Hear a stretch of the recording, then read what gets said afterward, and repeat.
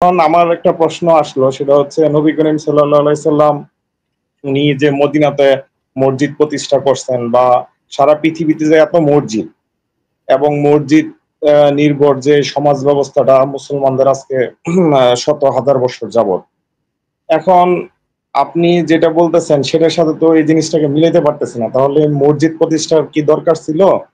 আর মসজিদ থেকে সারা সমাজ বা রাষ্ট্র পরিচালনা যে করে আসছে, এই মানে আচ্ছা ভাই, ইসলামের ইতিহাস। আপনি কি গ্রামে থাকেন না শহরে থাকেন? গ্রামে থাকি ভাই। আপনার গ্রাম মানে আপনি যে মফস্বল। মসজিদে নামাজ পড়েন সেই মসজিদের ইমাম সাহেবের নাম বলতে পারবেন? মসজিদের ইমাম সাহেবের নাম হচ্ছে আহ ভুলে গেলাম ওনার নামটা। আচ্ছা আচ্ছা। তিনি মানে তিনি এমনি মনে করতে পারতেছি না। তিনি কি পাস? উনি হচ্ছে আপনার এই যে কামেল পাশ। যাই হোক, আবার হচ্ছে তাকে তো আপনারা ইমাম মেনে তার পিছনে নামাজ পড়েন, তাই না? জি জি জি। আসলে কি তাকে ইমাম মানেন? ভেবে বলেন তো। হ্যাঁ ভাই, এখানে আমার মানে আমি যদি আমাকে ব্যক্তিগত প্রশ্ন করেন তাহলে মানে আমি আমারটা বলতে পারি, অন্যদেরটা বলতে পারি না। আমার মন থেকে মানে আসলে কখনো ওইভাবে আমি ইমান ওনাকে মানি না। মানে ওইভাবে মানি না বলতে কি, যে শুধু পুরাপুরি আপনি যে না, ইমান। শুধু আপনি না, আপনাদের টোটাল এলাকার কোন মানুষ কি আসলেই তাকে মানে লিটারালি তাকে ইমাম মানে, না শুধু মুখেই বলে ইমাম সাহেব ইমাম সাহেব? আসলে ভাই সত্যি কথা, অন্যদেরটা তো আমি বলতে পারবো না, আমি যেটা রিয়েলাইজ করি সেটা বলতে পারবো। হ্যাঁ, অন্যরা হয়তোবা তাকে মুখেই বলতেছে, কারণ উনি যা বলে তার তা তো মানে কি কেউ মানে না। আসলে কি উনি ইমাম নাকি বেতনভুক্ত না, কর্মচারী? এই যে রাইট। হ্যাঁ, আমি তো এর জন্যই বলতেছি, আমি তো ওনাকে ইমাম মানি না, কারণ কোনো বেতনভুক্ত লোক আমার নেতা হবে এটা তো আমি মানতে পারি না। কারণ এটুকু জ্ঞান আমার আছে যে ইমাম মানে হচ্ছে নেতা। আর সে যেহেতু বিনিময় গ্রহণ করতেছে, সে তো নামাজ পড়তেছে, সে তো তার জন্যই নামাজ পড়তেছে, আমার জন্য তো সে 2 রাকাত মানে এ, 2টা আয়াত না বেশি না পড়ে না না, না আমি আমি তাই আরো না? আরো আরো স্পেসিফিক বললে, আমি যদি বলি সে যে নামাজ পড়ছে, আপনারা বেতন দিচ্ছেন, আপনাদের নামাজ পড়াচ্ছে, সে কিন্তু নামাজ পড়ায়, সে কিন্তু বলেও যে ভাই আমার আসরের আজান দিচ্ছে, আমার নামাজ পড়াইতে যাইতে হবে, বলে না এই কথা? হ্যাঁ হ্যাঁ হ্যাঁ, আপনারা বলে। বলেন পড়তে যাব, সে বলে পড়াইতে যাব, রাইট? করা যাবে, রাইট রাইট। হ্যাঁ, সে এর যে জন্যই তো নামাজটা আমি। পড়ায় সে যে নামাজটা হ্যাঁ, পড়ায় তার বিনিময়ে সে বেতন নেয়, গেল। নেয়, তার রাইট। নিজের হ্যাঁ, নামাজটা সে কখন পড়ে? না সেটাই তো। মানে আমি তো এর জন্য আপনাকে বলছি যে আমি আসলে তাকে ওইভাবে আমি ইমাম মানি না, কারণ হচ্ছে সে তো চাকরিজীবী। না না, আর আমি একজন আপনার কথা চাকরিজীবী বলছি আমার না, ইমাম হতে পারে না। আমি আপনার কথা বলছি না ভাইজান, আমি বলছি সে যে নামাজ পড়াচ্ছে তার বিনিময়ে তো বেতন নিচ্ছে, তার তার নিজের রাইট রাইট। নামাজটা সে কখন পড়ে নাকি পড়ে না? ওইটাই ওইটাই তার নিজের নামাজ। মানে ওইটাই তার নিজের নামাজ, না সেটাই না, তো নিজের বললাম। নামাজ তো, নামাজ তো হয় ফিসাবিলিল্লাহ, নামাজ তো আল্লাহর জন্য নাকি? রাইট। হ্যাঁ, আমি রোজা কার আপনার জন্য? সাথে একমত, রোজা কার একদম জন্য? একমত এগুলো। রোজা রোজা আমি যদি পুরোটাই বলি আল্লাহ। আমি রোজা রাখছি, আমাকে বাপরে বলে যে আজকে রোজা রাখছি, আজকে আমাকে 500 টাকা দাও, তাহলে কি 500 টাকা আমি নিলে আমার রোজার কি কোনো সওয়াব হবে বলে আপনার মনে হয়? না না, প্রশ্নই ওঠে না।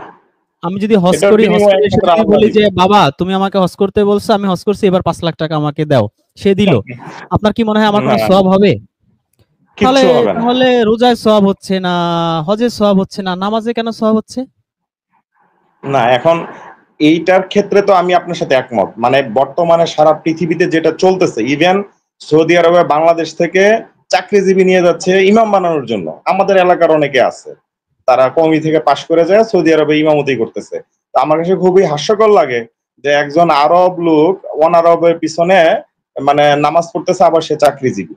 তো এটা তো এখন সারা ওয়ার্ল্ডের ট্রেন্ড, তাই আচ্ছা, না? এখন এটা আপনার নিয়ে কি আপনার কি আচ্ছা আপনার কি মনে হচ্ছে যে আল্লাহ রাব্বুল আলামিন এমন একটা সিস্টেম দিল, এলাকার সকল মানুষ প্রতি মাসে 100-200 টাকা চাঁদা তুলে একজনকে নেতা বানাবে, সে নামাজ পড়াবে, এই জাস্ট এই কাজের জন্য আল্লাহ মসজিদ বানাইতে বলছে আর তাকে নামাজ পড়াইতে বলছে, এরকম একটা না মানে চাকরি না সিস্টেমের একটা ব্যবস্থা আল্লাহ করে দিল? এটা কি না না আসলে ভাই, যৌক্তিক? এটা এটা এটা যিনি এই কাজ আমিও করতে বিশ্বাস করি না। পারেন, যিনি এই কাজের আদেশ দিতে পারেন, তিনি কি আসলে আল্লাহ হইতে পারেন? প্রশ্ন ওঠে না। আমি এটার বিরুদ্ধে অনেক লেখালেখি করি। আপনারা তো মানে ইদানিং আপনার ভিডিও দেখতেছি, কিন্তু আমার এই তাহলে ইমামতির আপনি বিরুদ্ধে। একমত যে আল্লাহ এই সিস্টেম দিতে পারে না, দিলে আসলে না না, এটা প্রশ্ন আল্লাহর ওঠে না। ইনসাফ হয় না? না, এটা আমি আপনার সাথে 100 আপনার একটা ভিডিওতে আমি কমেন্টও করছি, আমি 1000% একমত। হ্যাঁ।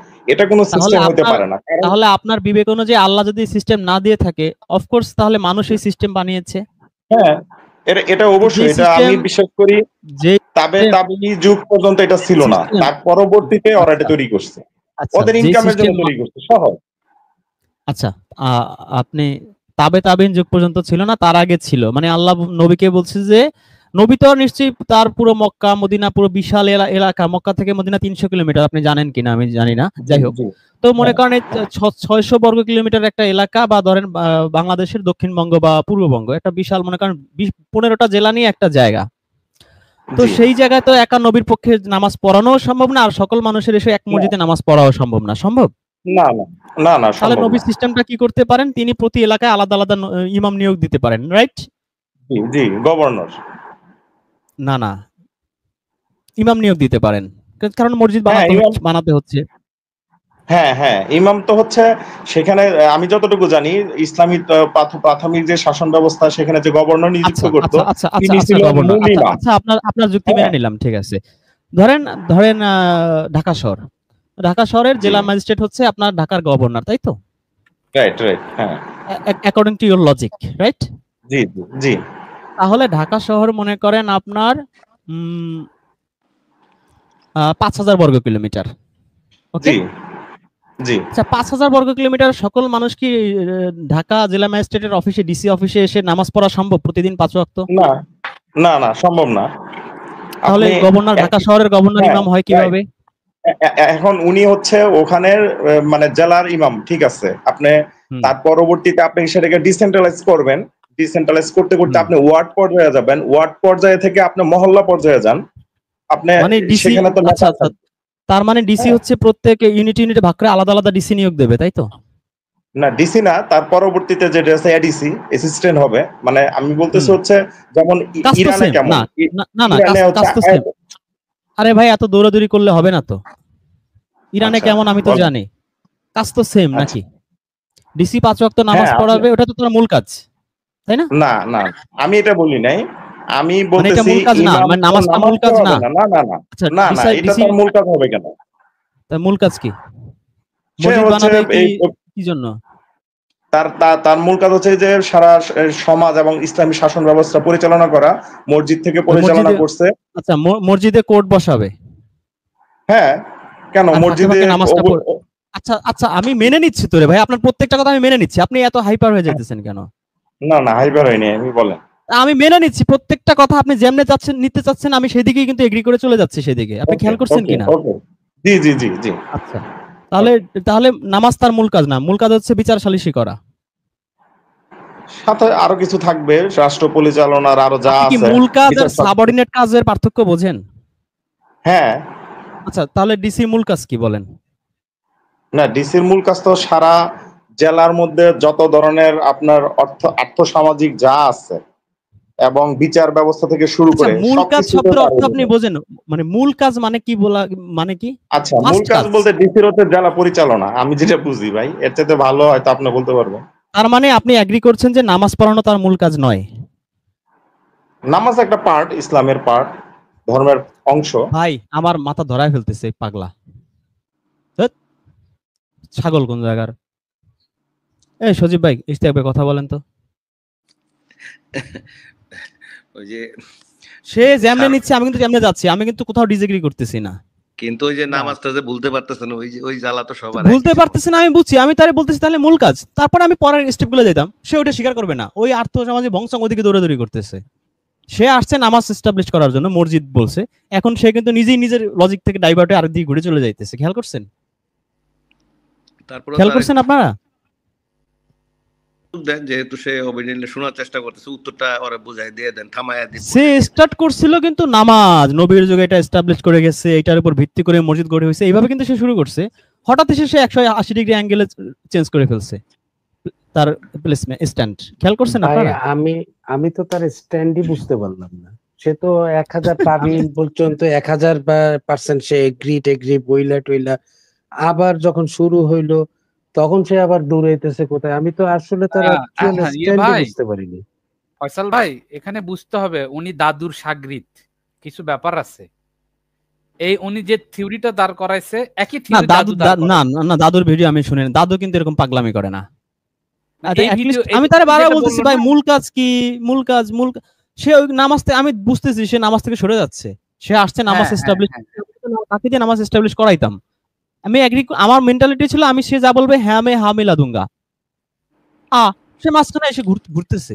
আরে কি রে ভাই, তুই শুরু করলি এস্টাবলিশ করতে নামাজ আর মসজিদ, তুই নামাজে স্ট্যান্ড থাক, ওটা মূল কাজ ধরে তারপর বাকিগুলো কর। এটা কিন্তু তার জায়গায় দাদু হলে নামাজটাকে কিন্তু মূল গুলো, তো এইটা ইউনিটি, হ্যাঁ সবাইকে ধরে একত্রিত নিয়ে করে, আসতো, হ্যাঁ। 5 বার দেখা হয়, তাই না?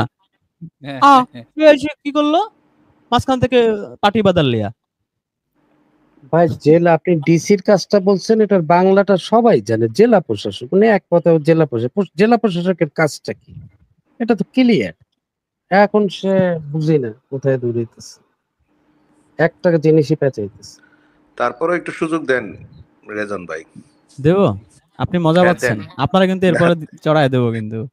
না আমাকে বললেন না ভাই, আমি তো উত্তর দিতে পারবো না, আপনি তো আহ, রোগ ধরে ফেলেন, আমার আবার রোগ ধরতে আরিফ ভাই, আপনাকে আমাদের ইস্তিয়াক ভাইয়ের অনুরোধে আবার সুযোগ দেওয়া হয়েছে। জি বলেন, হ্যাঁ। আপনি স্ট্যান্ড না, ক্লিয়ার আমি- করেন।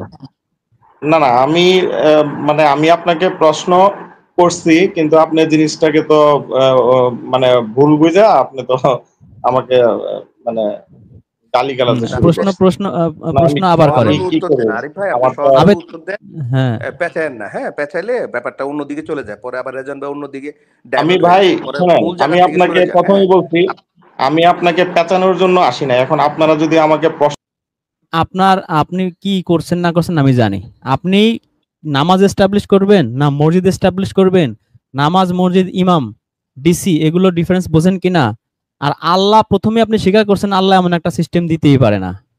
স্বীকার করার পরে আমি ভাবছি যে না, আপনাকে আপনার মধ্যে নেয়ার মতো কিছু মেন্টালিটি তৈরি হয়েছে, কিন্তু পরে হঠাৎ করে আপনি স্ট্যান্ড চেঞ্জ করে ফেলছেন, পুরো জিনিসটা আপনি নিজেই গোলায় ফেলছেন।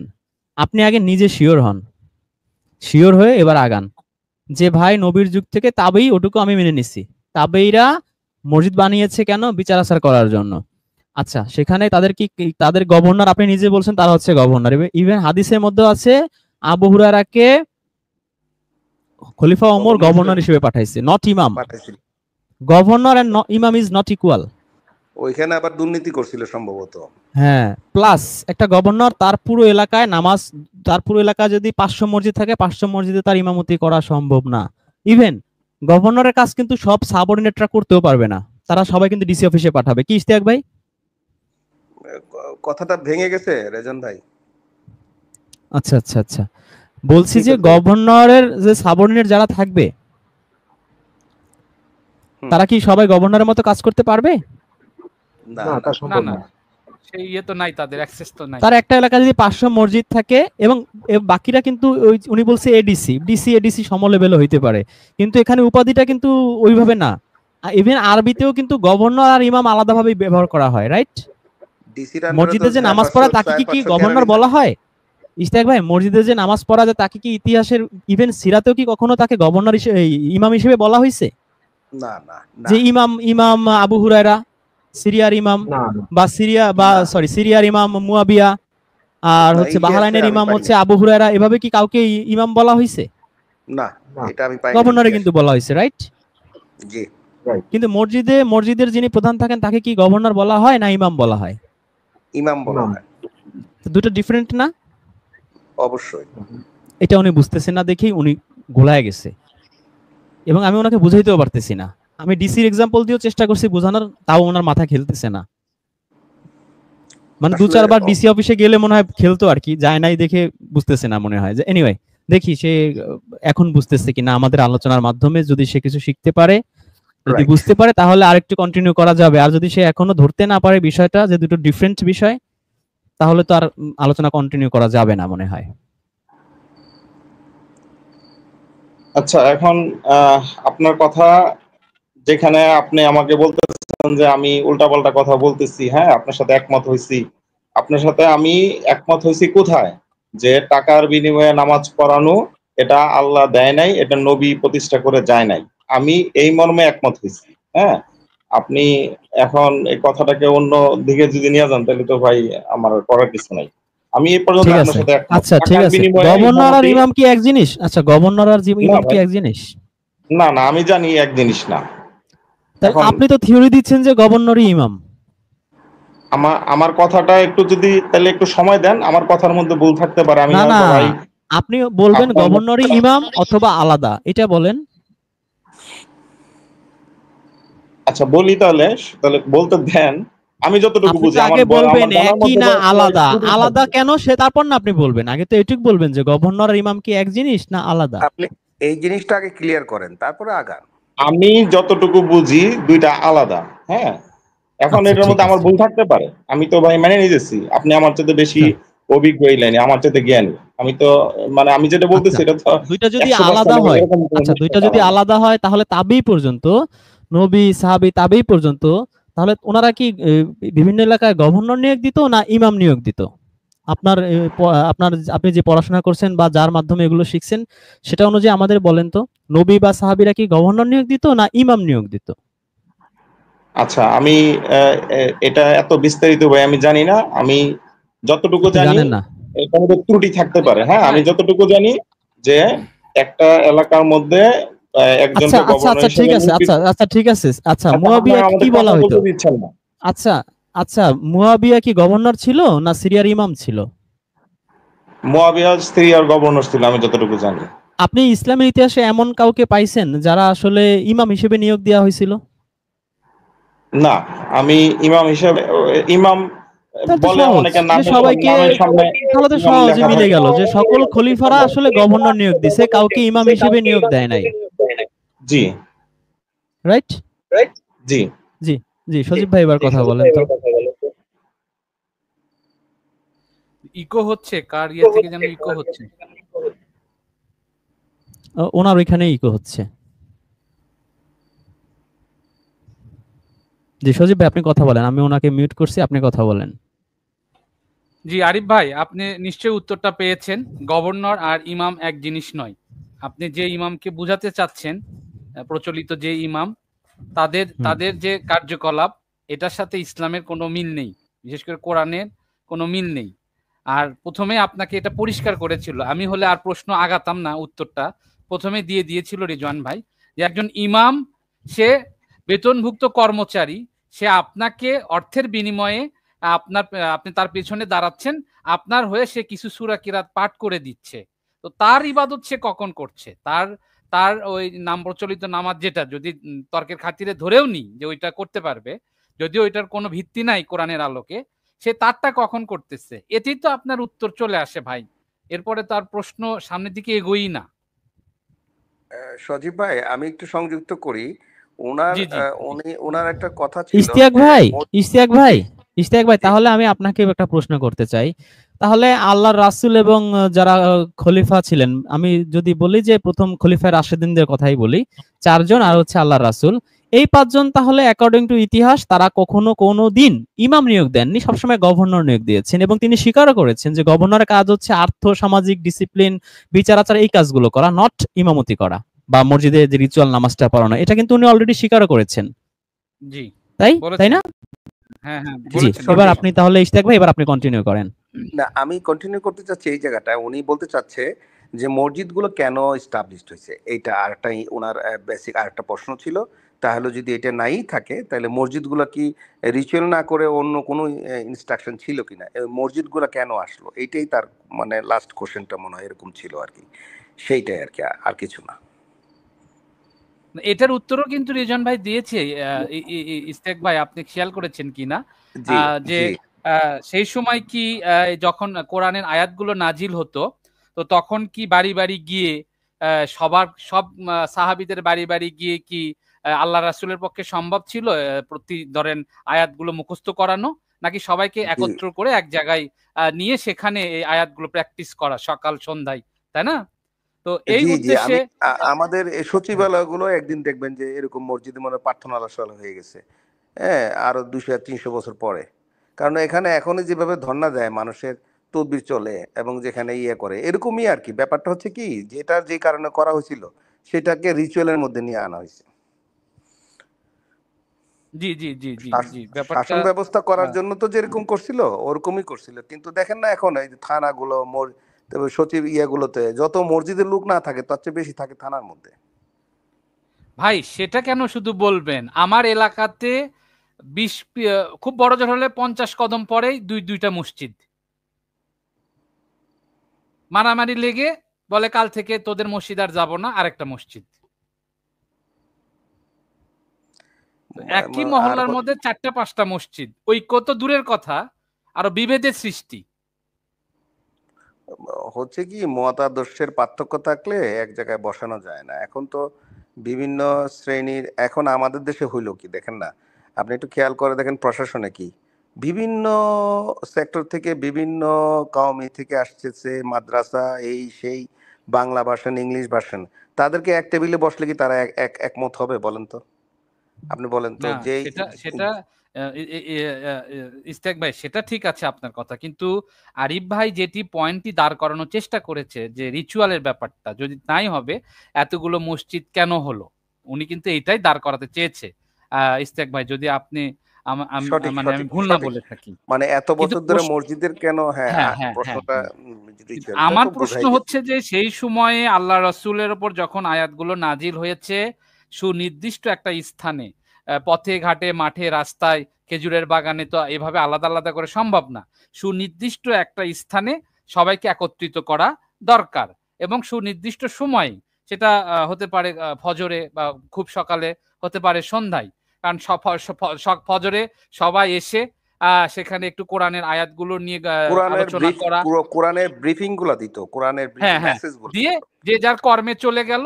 এরপরে সে আবার মনে করেন যে সন্ধ্যায় এসে সে ফ্রেশ হয়ে, একটু ফ্রেশ হয়ে সে এসে আবার সেখানে কোরআনের আয়াতগুলো আপনি যেটা বলেন ব্রিফ করলো। আচ্ছা সজীব ভাই, আমরা হ্যাঁ আমরা কি একটা সিনারিও কল্পনা করতে পারি যে আল্লাহ রাসূলের মৃত্যুর পরে খলিফা ওমরের মাধ্যমে অর্ধজাহান বিজয় লাভ করেছে। আচ্ছা, এখন মানুষের শিক্ষার হার, আপনি মনে করেন বাংলাদেশে আজ থেকে 50 বছর আগে শিক্ষার হার ছিল 20%, এখন প্রায় 80%, রাইট? আচ্ছা, আজ থেকে 1400 বছর আগে বাংলাদেশের শিক্ষার হার সর্বোচ্চ কত পার্সেন্ট হতে পারে বলে আপনার মনে হয়?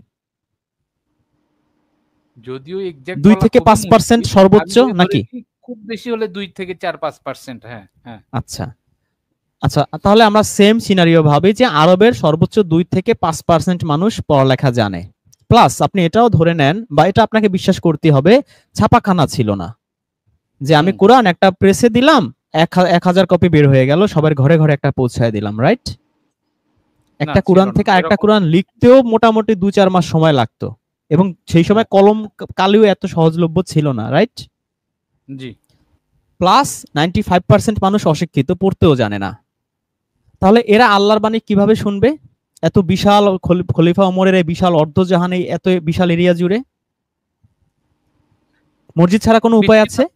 না, বিচ্ছিন্নভাবে শোনার কোনো উপায় নাই। একত্রিত যদি খলিফা ওমর এই সিস্টেম করে যে 5 ওয়াক্ত নামাজ পড়বা, তাহলে সিস্টেমটা কি হবে, যে ফজরের সময় কি করবে, নিশ্চয়ই সূরা বাকারা কেউ পড়বে না পৃথিবীর ইতিহাসে, কারণ সূরা বাকারা পড়তে 2 ঘন্টা লাগবে মিনিমাম, রাইট? হ্যাঁ হ্যাঁ হ্যাঁ, তা লাগবে। ফজরের সময় এতটাই ছোট থাকে যে আপনি সূরা বাকারা এক রাকাতে, আরেক রাকাতে সূরা আল ইমরান পড়লে আপনার সকাল 8টা বাজবে। জি। ইভেন জোহরেও তাই, আসরেও তাই, মাগরিবেও তাই, একমাত্র এশার সময় সম্ভব সূরা বাকারা বা সূরা আল ইমরান এত বড় সূরা দিয়ে পড়া, ঠিক না? জি জি সঠিক। তাহলে তারা কি করতো, সহজলভ্যভাবে ওই 10 কি 20টা আয়াত বা সর্বোচ্চ 30-40টা আয়াতই পড়তো, এবং সবচেয়ে ছোট ছোট সূরাগুলাই পড়তো, তাই না? এইভাবে যদি 12 মাস যদি এই নামাজ থাকে, তাহলে কি পুরো কোরআন কেউ শুনতে পারবে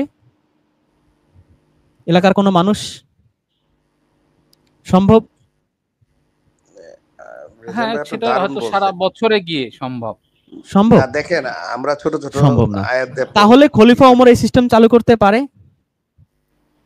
মনে হয় না। এই সিস্টেম চালু করলে তো মানুষ পুরো কোরআন শুনতে পারবে না।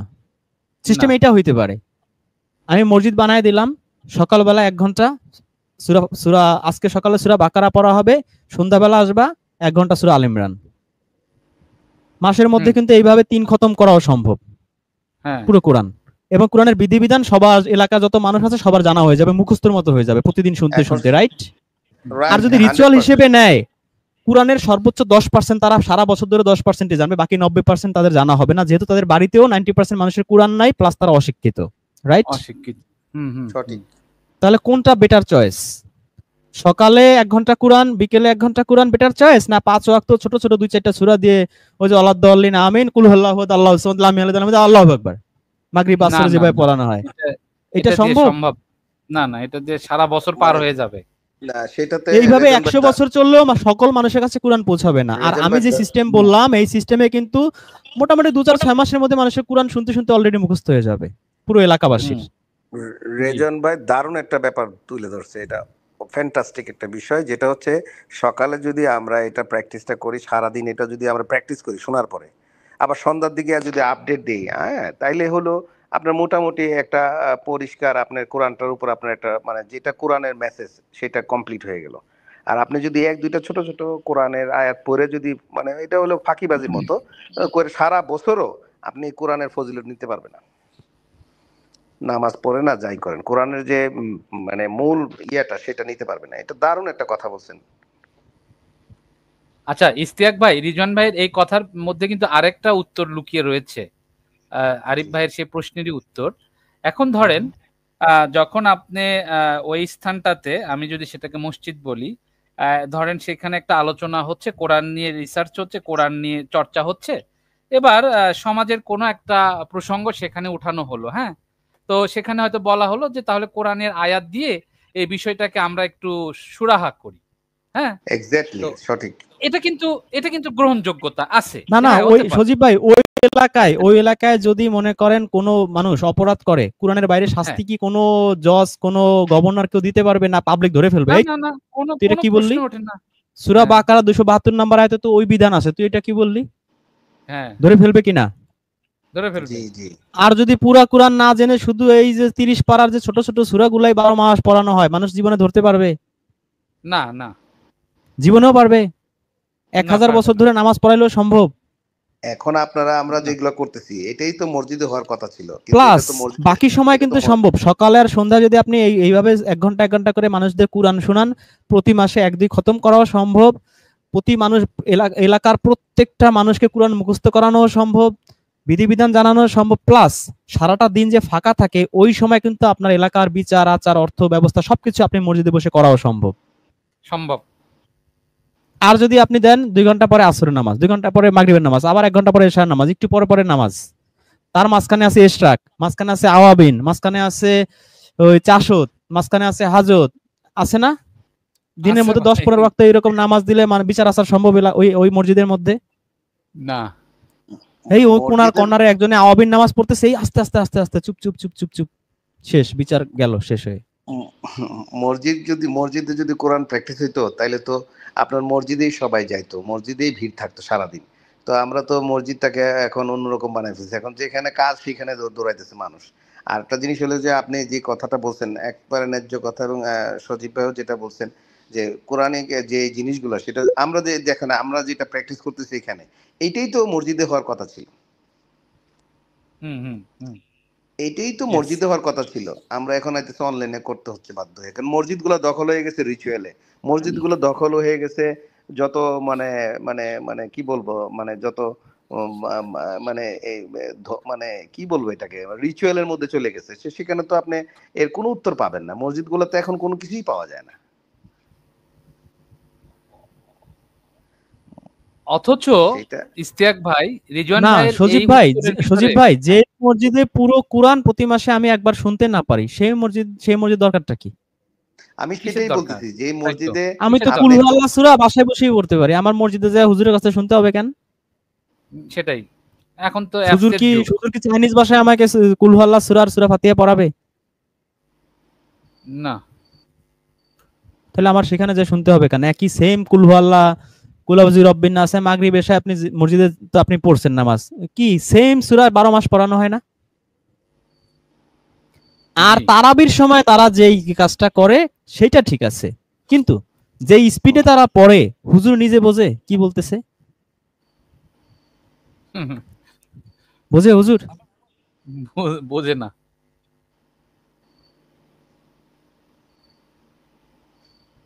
বুঝলে তো এরকম করার চান্স ছিল না।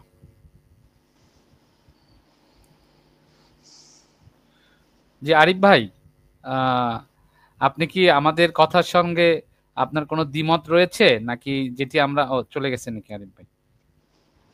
আচ্ছা, উনি প্রাইভেটে কমেন্ট করছেন নানা রকম। ইস্তিয়াক ভাই, আপনি আরেকটা জিনিস কি লক্ষ্য করেছেন? এখানে কিন্তু আরো একটা উত্তর লুকিয়ে রয়েছে খুব সুন্দর।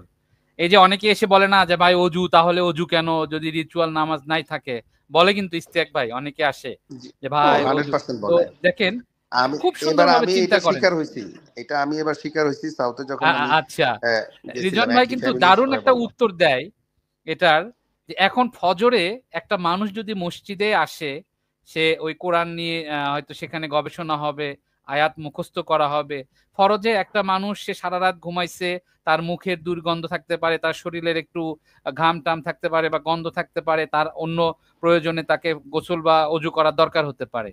আবার সন্ধ্যার সময় যদি সে আসে, সারাদিন সে কর্ম করেছে, কোথায় কিভাবে তার গায়ের গন্ধ হয়েছে, দুর্গন্ধ হয়েছে, তাকে একটু ভালো পরিচ্ছন্ন পোশাক, ফ্রেশ হয়ে অজু করে কিন্তু আসতে হবে। তাহলে একটার ভিতরে দেখেন আপনি তিনটা উত্তর।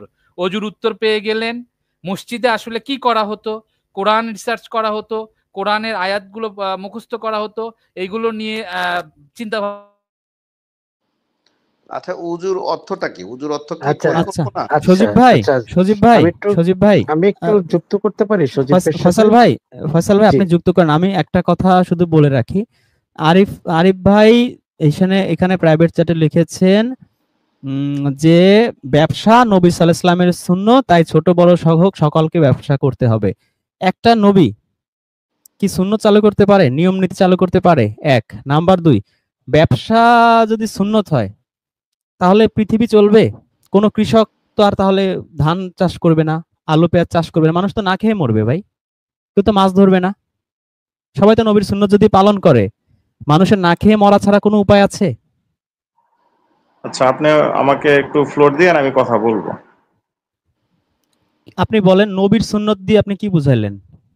আচ্ছা, এখানে হচ্ছে শোনেন, আপনাদের সাথে আমার সুন্নত মানে কি? পার্থক্য, সুন্নত মানে কি? মানে উনি যেটা সুন্নাহ বলতে বুঝাচ্ছি, উনি যেটা করতেন। উনি 15টা তো বিয়ে করছে, আপনি কেন করেন না? আচ্ছা, আমি আপনি বিরক্ত হয়েন না, হ্যাঁ, আমাকে অল্প একটু কথা বলতে দেন।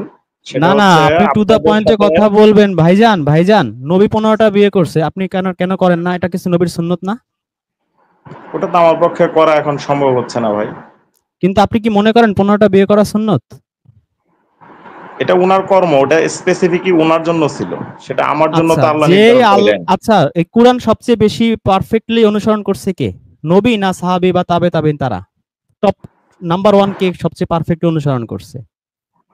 আমার ধারণা আল্লাহর রাসূল নবী ওনারাই আচ্ছা, করছে। সূরা নিসার 3 নম্বর আয়াতে আল্লাহ বলছে সর্বোচ্চ 4টা বিয়ের কথা। তো নবী এই আয়াত ভায়োলেট করে কিভাবে 15টা 10টা বিয়ে করে? আমি এটাকে অপোজ করতে পারবো না। আমার ধারণা হচ্ছে এটা শেষের দিকে এটা আল্লাহ মানে ফাইনালাইজ করে দিছে, কিন্তু উনি তো মানে বিয়ে তো শুরু করছে, উনার কাছে নবুয়ত আসার শেষের আগে দিকে থেকে। মানে আপনার আপনার আপনার আপনার সিরাতের গ্রন্থ অনুযায়ী তো খাদিজা মারা গেছে নবুয়তের 10-12 বছর পরে। আপনি এটা কি বললেন? জি, সেটাই তো বল, মানে উনি তো বিয়ে শুরু করছে উনার নবুয়তের আগেই, তাহলে এখন হ্যাঁ, উনার জন্য তো হিসাবটা ওইভাবে নবুয়তের করলে আগে হবে বিয়ে না। শুরু করছে মানে? আপনাকে আমি বললাম যে তার বয়স যখন 52-53, তখনও তা খাদিজা তার স্ত্রী, একটাই স্ত্রী, অ্যাকর্ডিং টু সিরাত। জি ভাই, উনি তো 25 বছর বয়সে বিয়ে করছেন, তাই না? হ্যাঁ, তখন তো তো তখন তো কোরআন নাজিল হয় নাই। হ্যাঁ, তাহলে তো উনার 25 থেকে বিয়েটাকে তো 52 আমরা, পর্যন্ত উনি তো একের অধিক বিয়ে করেন নাই, অ্যাকর্ডিং টু সিরাত। মানে এখন উনাকে তো উনার বিয়েটাকে তো আমরা কোরআনের সাথে মানে জাস্টিফাই করতে পারবো না, কারণ তো এ কোরআন ভাই, এ নাজিল তো হওয়ার প্রশ্নই বোঝে না। আগেই উনি সজীব ভাই, বিয়ে করে ফেলছে। ফয়সাল ভাই, জি ভাই। তিনি কি প্রশ্ন বুঝছে? না না আরিফ ভাই, না আপনি না সিরাত না ভাই, বিশ্বাস করেন না? সিরাত বিশ্বাস করেন না? আমি আমি তো তাকে প্রথমেই বলছি তার স্ট্যান্ড এই ইকো হচ্ছে, কেউ সবাই একটু ওনার মিউট ওইখানে ইকো করেন। হয়। জি, আমি তো তাকে প্রথম থেকেই বলছি তার স্ট্যান্ডটা আমি এখনো ক্লিয়ার না। সে প্রথম দিকে সজীবেও সেটাই বললো, আমিও সেটা তো একবার বলছি, এখনো আমি তাই দেখি উনি যে কোথায় ঘুরতেছে আমি কিন্তু উনি বুঝতেছি বলতে না। চাচ্ছে মেবি যে নবী 15টা বিয়ে করছে নবুয়তের আগে। আমি তাকে বললাম নবুয়ত পর 10 বছর পরও একমাত্র খাদিজাই ছিল তার স্ত্রী, অ্যাকর্ডিং টু সিরাত। সে কি আমার কথা মোটেও বুঝছে বলে আপনাদের মনে হয়? না না, বোঝে নাই উনি। সিরাতের তো আপনি যে কুরআনের সিরাতের অর্ধেক উদ্ধৃতি নাজিল হয়ে দিয়েছেন। গেছে, তখনও তার একটা বউ। পুরোটা নাজিল হয়েছে তখন তার 15টা বউ। মানে সে, মানে এখন কি বলে, মরার আগে এই সূরা নিসা নাজিল হয়েছে, তখন উনি অলরেডি সুন্নাত 15টা বিয়ে হয়ে জিনিসটাই গেছে। বুঝে নাই বা বুঝে না, কিন্তু সুন্নাত তাকে এস্টাবলিশ করতে হবে, ব্যাপারটা মনে হয় এরকম। এবার নবী আরবিতে কথা বলছে, আরবিতে কথা বলা সুন্নত, তাহলে বাংলাদেশের হুজুররা আরবিতে কথা বলে? উটের পিঠে না। চড়ছে, ওনারা বাসে চড়ে, এটা কি হয়? এটা গেল সুন্নতের সাথে? মেসওয়াক তো ঠিকই করতেছে, ব্রাশ ব্যবহার করে না, মেসওয়াক করে, কারণ নবী করছে। তাহলে উটের পিঠে কেন চড়ে না? কেন নবীর যে ওই যে সৌদি বাচ্চারা মাথায় দেখেন এই যে যেইটা পরে আর কি, এটা কেন ওই যে পরে আবার ওই যে রশি দিয়ে বান টানে, না দিলে তো মরুভূমির বালিতে, সরি মরুভূমির বাতাসে ওটা উড়ে যায়। আপনি যদি এমনি ওই যে ইটা পরেন না, হিজাবটা যদি ওই কিছু দিয়ে না বাঁধেন, ওটা কিন্তু উড়ে যাবে। নবীর নবী কি আরবের এখনো আপনি যান, সবাই কিন্তু মাথা ওইটা দিয়ে বেঁধে নেয়, খেয়াল করছেন? এটার নামটা আমি ভুলে গেছি কি, সজীব ভাই বুঝতেছেন আমি কিসের কথা মিন করছি? হ্যাঁ, ওটা বাঁধে এখনো মাথায় এটা বাঁধে। আরবে, ওইটা ছাড়া আপনি আরবে চলতেই পারবেন না, কারণ ওই যে মাথা একটা থেকে ring ওইটা এর উড়ে মতো, যাবে ring এর মতো, হিজাবটা। ring হ্যাঁ, এর রিং মতো। এর মতো। তা এই হুজুররা কি ওইটা রিংটা পরে? কেউ কেউ পরে? না, হুজুররা পরে না, মাঝে আচ্ছা, মাঝে অনেক নবী আটার রুটি প্রবাসী খাইতো, আসে। জব খাইতো, ওনারা ভাত খায়, এটা কি নবীর সুন্নত হইলো? না, শুধু খেজুর খাইলেই সুন্নত হবে? আর সেটা শুধু রমজানের ইফতারে, আর 12 মাস যে আটা আর রুটি খাইছে, জব খাইছে, সেটার সুন্নত দরকার নাই? 12 মাসের সুন্নত বেশি মূল্যবান নাকি 1 মাসের সুন্নত বেশি মূল্যবান? 12 মাসেরটা। 12 মাসের সুন্নত না মেনে ভাত খায় কেন? এটা কেমন নবীর সুন্নত? এটাই তো প্রশ্ন, ভাত খায় কেন? আচ্ছা, না, নবী তো মানে ক্ষুধার্ত এমন নাকি অবস্থা ছিল, তার দরিদ্র, সে দান টান করে এত দরিদ্র হয়ে গেছে, পেটে পাথর, ক্ষুধার এসে পেটে পাথর বাইধা থাকে, এখন কি সেটা অনুসরণ করে? কেন করে না? কিন্তু নবী অথচ দেখি তারা এটা এমনও ছিল, বলতেছে ওয়াজে, আচ্ছা, নবী মাহফিল। খেজুর গাছের খেজুর পাতার চাটাইতে শুইতো, ওনারা কেন ওই যে তোষক বানায়? শুধু তোষক ভাই, এটা কি বললেন? জাজিম। হ্যাঁ, তোষক মানে কেন? এটা কি ধরনের সুন্নত ভাই? গদিতে না আপনার বসলে আমি ওয়াজ সুন্নত হয় না। নেব 2টা, 95টা ফেলে দিব, এটার নাম সুন্নত পালন? গদিতে না যেটা বসলে যেটা ওয়াজ হয় আরাম না। আরাম আরাম আরাম চলে যাবে সেটা মানবো না, ভাত খাইতে তো ছাড়তে পারবো না, নরম এটা গদিতে করা না যাবে না। বসলে ওয়াজ হয় না। হ্যাঁ, নরম গদিতে বসতে হবে, ইয়েস। পিছনে আবার পাখা থাকতে হবে, পাখার বাতাস, হাত পাখার বাতাস। ভাই তাহলে ভাই আমি ওই একটু ইতিহাসই নাইলে গেলাম, যদিও নির্ভরযোগ্য 2-3টা সোর্স থেকে এই ইতিহাসটা আমি, সেটা হচ্ছে নবীজিকে ওই সাহাবীরা যখন আর কি মোটামুটি ধন সম্পদ একটু ভালো, বাইতুল মালের অবস্থা অনেক ভালো, ওই সময় আর কি সাহাবীর প্রশ্ন করেছিল যে এখন তো আমাদের অবস্থাটা ভালো, মসজিদটা একটু রিপেয়ার, এটাকে চেঞ্জ করে এটা আর একটু বাড়ায়া এটাকে একটু সৌন্দর্যই করে, যখন প্রশ্নটা করছিল তখন মোহাম্মদ সাল্লাল্লাহু সাল্লাম তার দিকে খুব চোখ গরম করে তাকাইছে যে প্রশ্নটা করছিল। তারপরে সে ওইটার আর কোনো উত্তরও দেয় নাই, কথাও বলে নাই, এবং এমন একটা সে করলো যে এ ধরনের প্রশ্ন যেন কেউ না করে, ওভাবেই চলছে। এখন আমি আচ্ছা আরেকটু যাই। আচ্ছা, ফয়সাল ভাই, আপনি যে প্রসঙ্গটা উঠিয়েছেন, সম্ভবত আমার ইউটিউবের লাইফের ফার্স্ট ভিডিও এটাই ছিল। আমি আপনাকে বলি, খলিফা ওমরের সময় মসজিদ ছিল হচ্ছে খেজুর গাছের পাতার। নবী এমন নামাজে পড়ছে যে উপর থেকে বৃষ্টির পানি পড়তো, নিচে কাদামাটি হয়ে যাইতো। খলিফা ওমরের সময় খেজুর পাতার এই মসজিদ ছিল।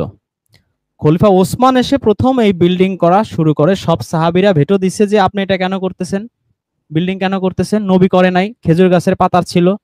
হযরত ওমর আবু বকর করে নাই, ওমরও করে নাই, আপনি এটা কেন করছেন?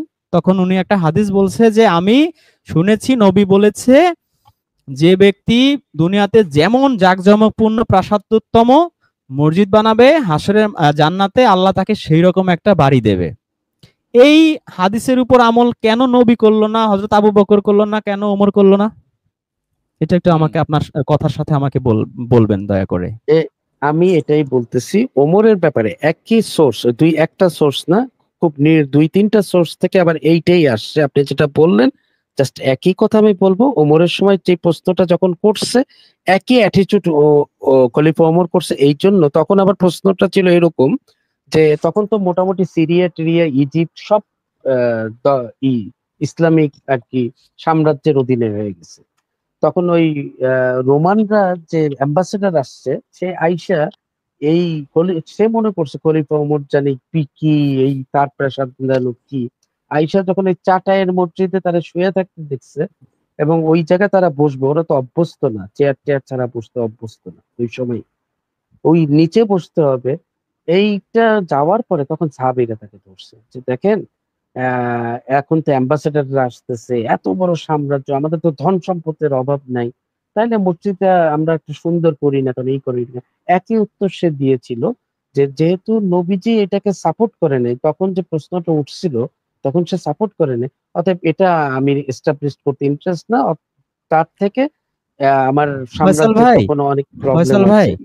জি ফয়সাল ভাই, তাহলে কি আপনি বলতে চান নবী হযরত ওমর এবং হযরত আবু বকরের জান্নাতের বাড়িটা হবে খেজুর গাছ ছাড়া, আর হযরত উসমান বা বর্তমান যুগের যে আল্লামা মুফতি মুহাদ্দিস আব্বাসী গাবগাসি এরা আছে, এদের এদের জান্নাতের বাড়িটা হবে রাজপ্রাসাদ এসিওয়ালা বিল্ডিং? তাহলে নবী, হযরত আবু বকর আর হযরত ওমর কি ধরা খাইলো অ্যাকর্ডিং টু তাদের, হাদিস? হ্যাঁ তাই তো দেখতেছি। সজীব ভাই, ইস্তিয়াক ভাই, আপনারা কি এই বিষয়ে কিছু যুক্ত করতে চান? নবী না এবং আবু বকর হযরত ওমর ধরা খেলো কিনা? তাদের জান্নাতটা না এরকম এরকম নিম্নমানের কুঁড়ে ঘর হবে কিনা? না না, সেটাই তো দেখতে পাচ্ছি এখন তো, এটাই তো হচ্ছে। হাদিস অনুযায়ী তো তারা তো ধরাই খেয়ে খাইলো আর কি, নিজের মুখে তাহলে বললো, এই যে ঠোঁটে বললো না। আরিফ ভাই নবীর সুন্নত বললে গলা ফাটাচ্ছে, ওনাদের মসজিদ কেন টাইলস করা? এটা কোন নবীর সুন্নত? অ্যাকর্ডিং টু হাদিস তো নবীর সুন্নতে টাইলস করা মসজিদ বা বিল্ডিং ছিল না। এটা কোন নবীর না, সুন্নত অনুযায়ী তারা মানুষের কাছ থেকে দান সদকা টাকা নিয়ে 3 তলা 5 তলা বিল্ডিং করতেছে? এটা কোন নবীর সুন্নত? শুধু কি নবীর তো টাইলস, সুন্নত সুন্নত ওমর এক আবু টন বকরের করে সুন্নতের এসি, মধ্যে হতে পারে না। এই সুন্নত কি ম্যানমেড না নবীর? নবীর হলে সেই দলিলটা দেখাইতে বলেন আমাদের। Man-made man-made. 1 টন করে এসি ভাই, এক একটা মসজিদে 4টা করে এসি।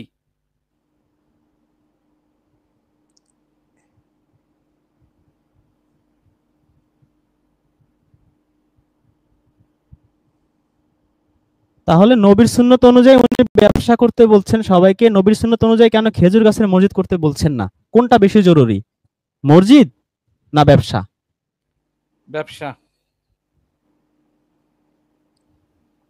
না, তিনি তো মসজিদ এস্টাবলিশ করতে আসছিল, আমাদের হ্যাঁ, ওনার আজখানে শুরু হিসেবে, তো করছিল মসজিদ এস্টাবলিশ করতে। ওনার হিসেবে কোন তো মসজিদ তিনি এস্টাবলিশ করবে? টাইলস ওয়ালা 5 তলা মসজিদ, নাকি নবী যে মসজিদ করে গেছে চাটাইয়ের এবং কাদামাটিতে হয়ে যেত বৃষ্টি পড়লে সেই মসজিদ? কোন মসজিদ উনি প্রতিষ্ঠা করবে সারা পৃথিবীতে বা সারা মুসলিম বিশ্বে? নবীর বানানো মসজিদ না মোল্লাদের বানানো মসজিদ বিল্ডিং ওয়ালা?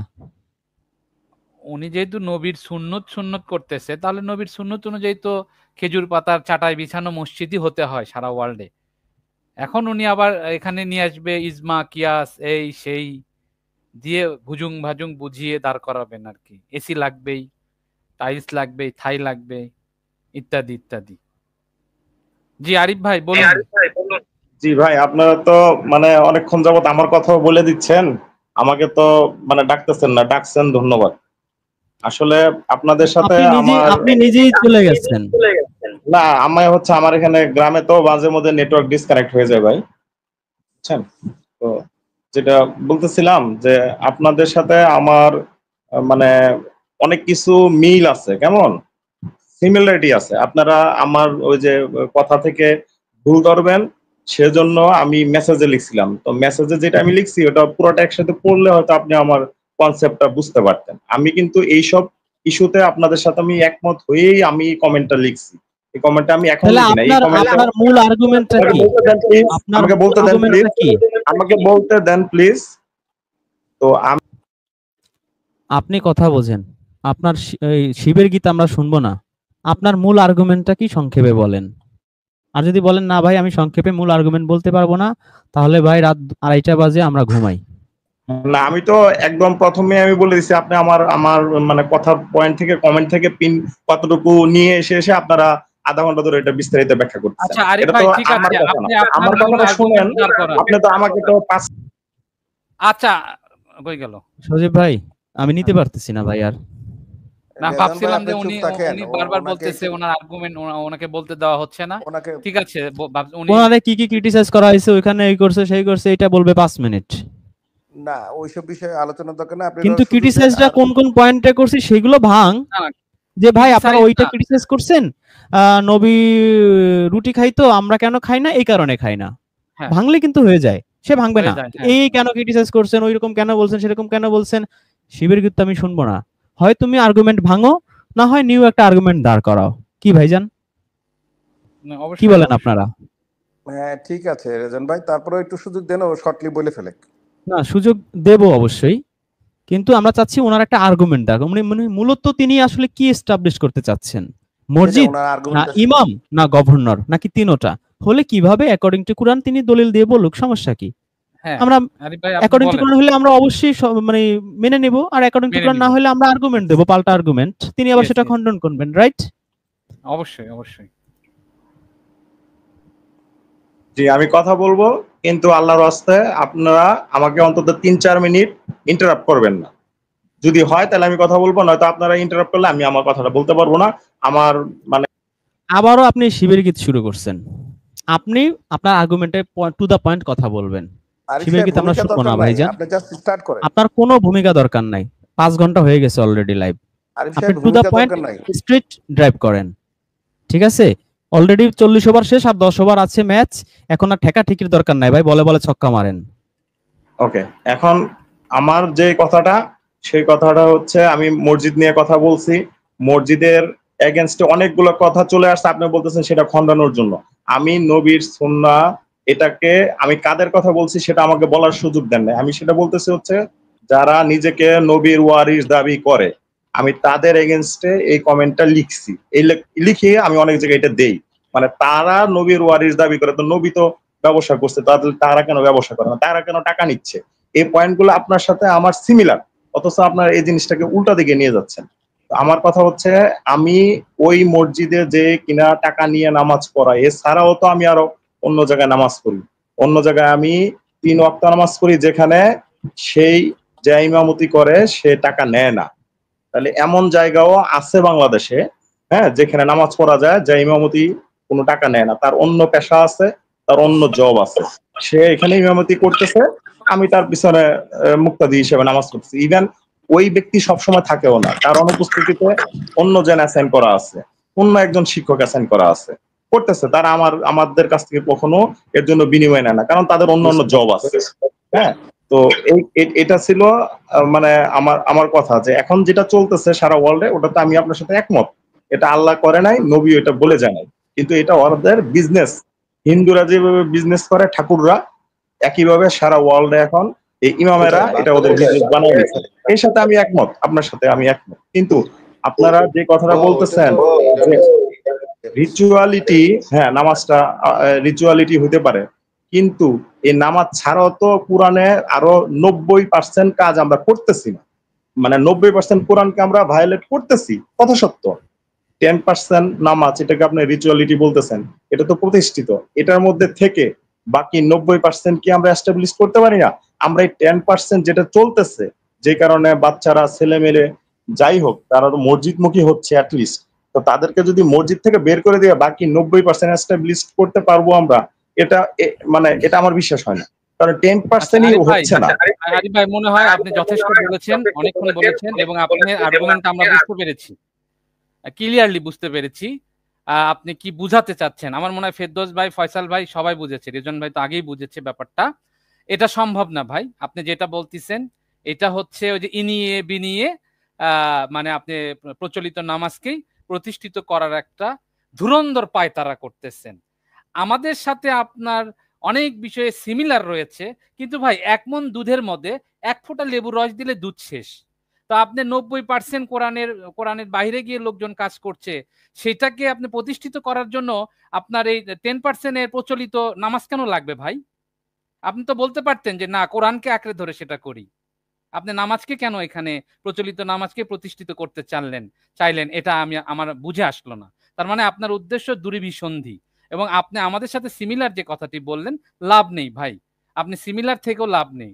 আপনি প্রচলিত নামাজকেই আপনি প্রতিষ্ঠিত করতে চাচ্ছেন, যে নামাজের কোনো অস্তিত্বই নেই। আপনি কোরআনে কোথাও দেখাতে পারবেন? আল্লাহ কি ভুলে গেল নামাজের কথা বলতে ভাই? যে তুমি এইভাবে দাঁড়ায়ো, এইভাবে হাত তুলো, এভাবে নাভিতে হাত বেঁধো, এভাবে তুমি নিয়ত করো, এইভাবে তুমি হাঁটুতে হাত মিলিয়ে রুকু করো, এইভাবে মাটিতে গিয়ে সিজদা দিও। আল্লাহ কি, যিনি স্রষ্টা, তিনি কোরআনে কি একটা ছোট্ট আয়াত, চার আয়াতের বা 5 আয়াতের একটা সূরা নাজিল করতে পারতেন না? সূরার নাম হতো নামাজ। আল্লাহ কি পারতেন না? তিনি এটা দিলেন না?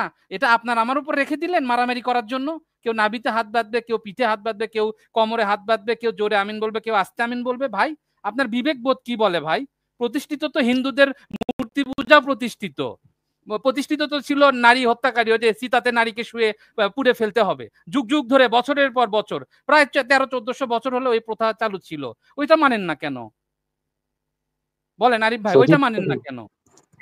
সজীব আচ্ছা ভাইয়া, ভাই, ভাই, শুনেন, সজীব ভাই, একজন মানুষ সজীব ভাই, আপনি যেটা বলছেন আমি 2 মিনিট। সজীব ভাই, সজীব জি ভাই, ভাই।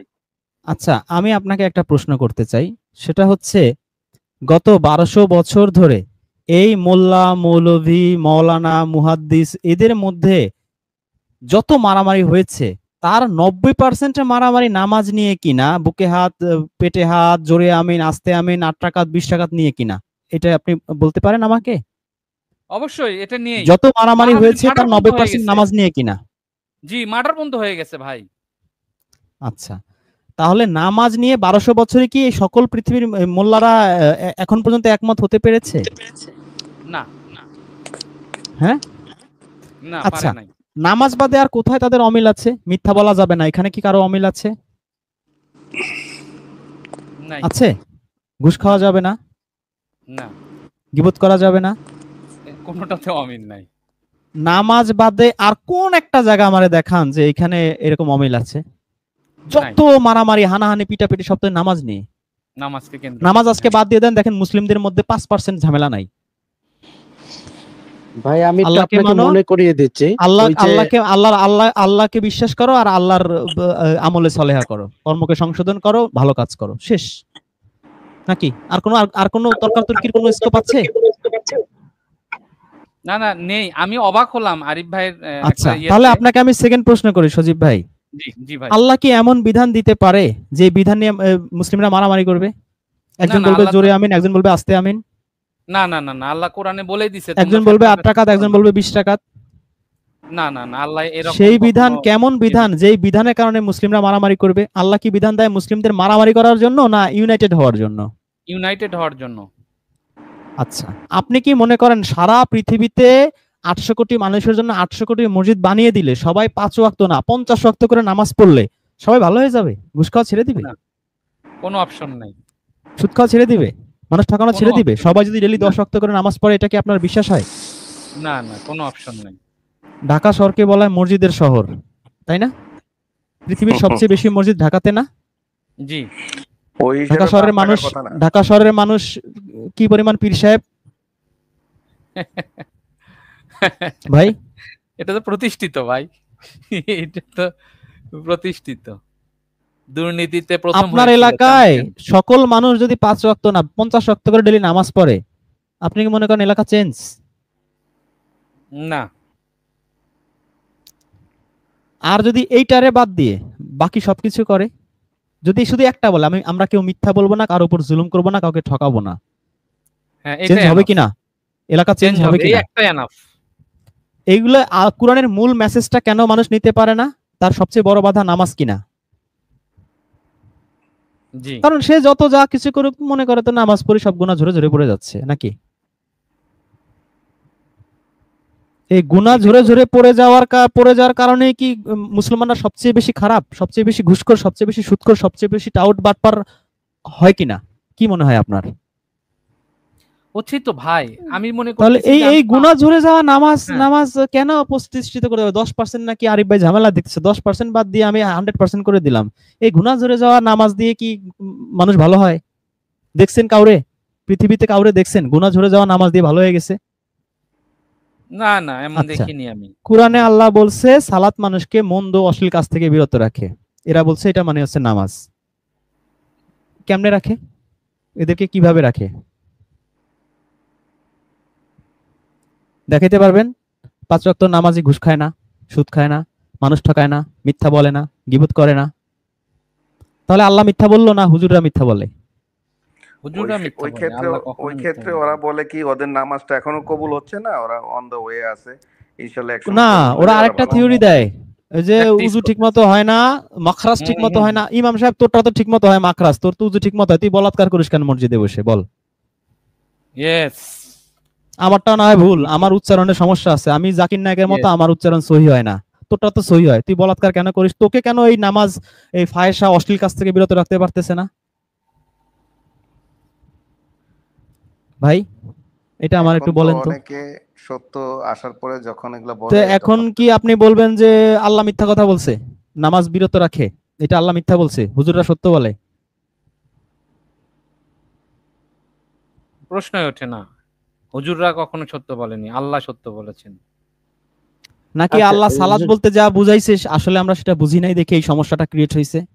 হ্যাঁ, এটা বলতে পারেন, এটা আপনার সাথে আমি একমত। আমি প্রচলিত নামাজে একটা দেখেছি যে ফজরের নামাজ অনেক সময় আগে যখন পড়তে যেতাম, এত কষ্ট এটি করে যেতাম, ওই ফজরের নামাজে সবচেয়ে বড় সূরা পড়া হতো। আহ, এটা হয়তো জানি না, তাদের একটা ছিল, সবচেয়ে বড় সূরা পড়া হতো ফজরের নামাজ, এবং সেই নামাজে আমি দেখেছি আপনার অর্ধেকের মতো লোক, তারা মানে অনেক বড় সূরা তো, আর একটা ঘুম থেকে উঠে আসে, ঘুমের ভাবটা যায় না, আর অর্ধেকের মতো ঘুমাইতে থাকে।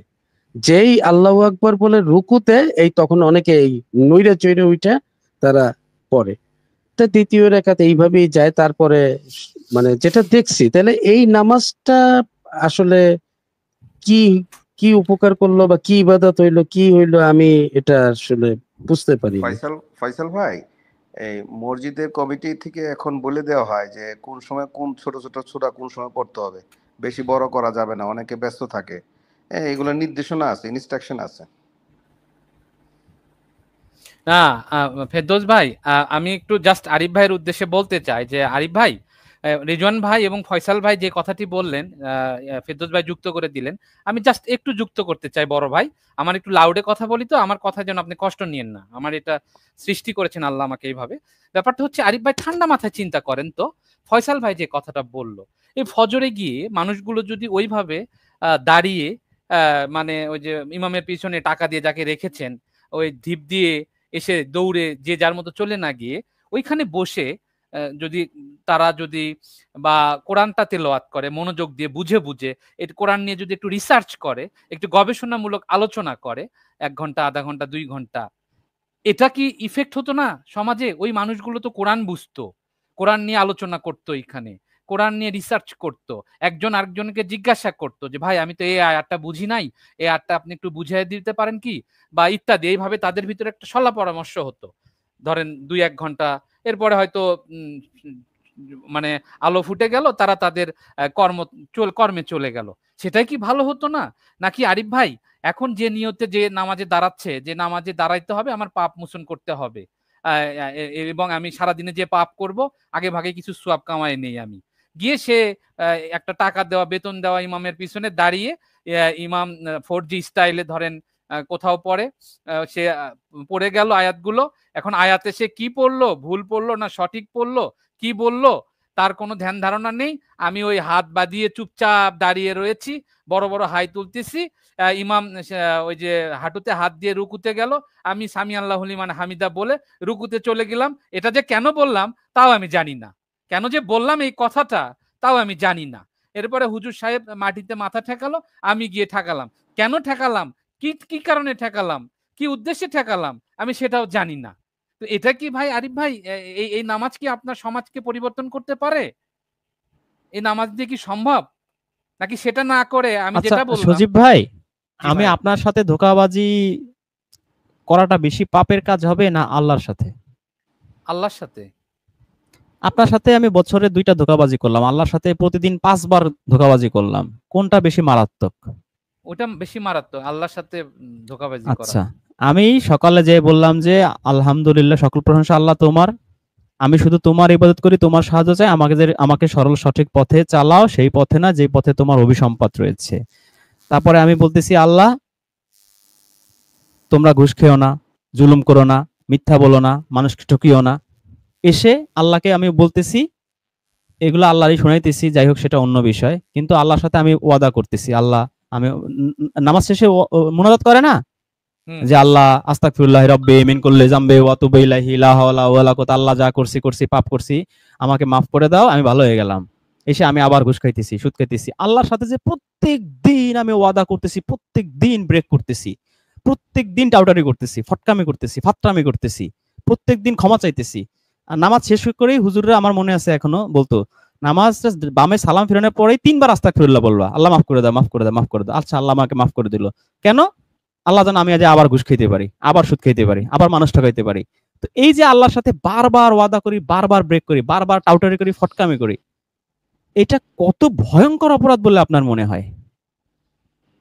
অনেক বড় ভয়ঙ্কর, অনেক বড়, অনেক বড় ভয়ঙ্কর ব্যাপার এটা। দিনে 5 বার গিয়ে আল্লাহর সাথে ফাইজলামি করে আসতেছি। দারুণ একটা পয়েন্ট আপনি নিয়ে আসছেন ভাই সামনে। আমি আল্লাহকে বলে আসতেছি যে আমাকে সৎ পথ দেখাও, এসে আবার আমি অসৎ পথে চলে যাচ্ছি। এই নামাজ আমাদেরকে কিভাবে পরিবর্তন করবে? এটা নামাজ না তো রে ভাই, আল্লাহকে হাজির নাজির জেনে, আল্লাহকে হাজির নাজির জেনে, আল্লাহকে ওয়াদা করে এসে তারপরে বাটপারি করতেছি। হ্যাঁ, ওটা হচ্ছে পরম্পরায় মাথায় সেট হয়ে আছে, পরম্পরায়।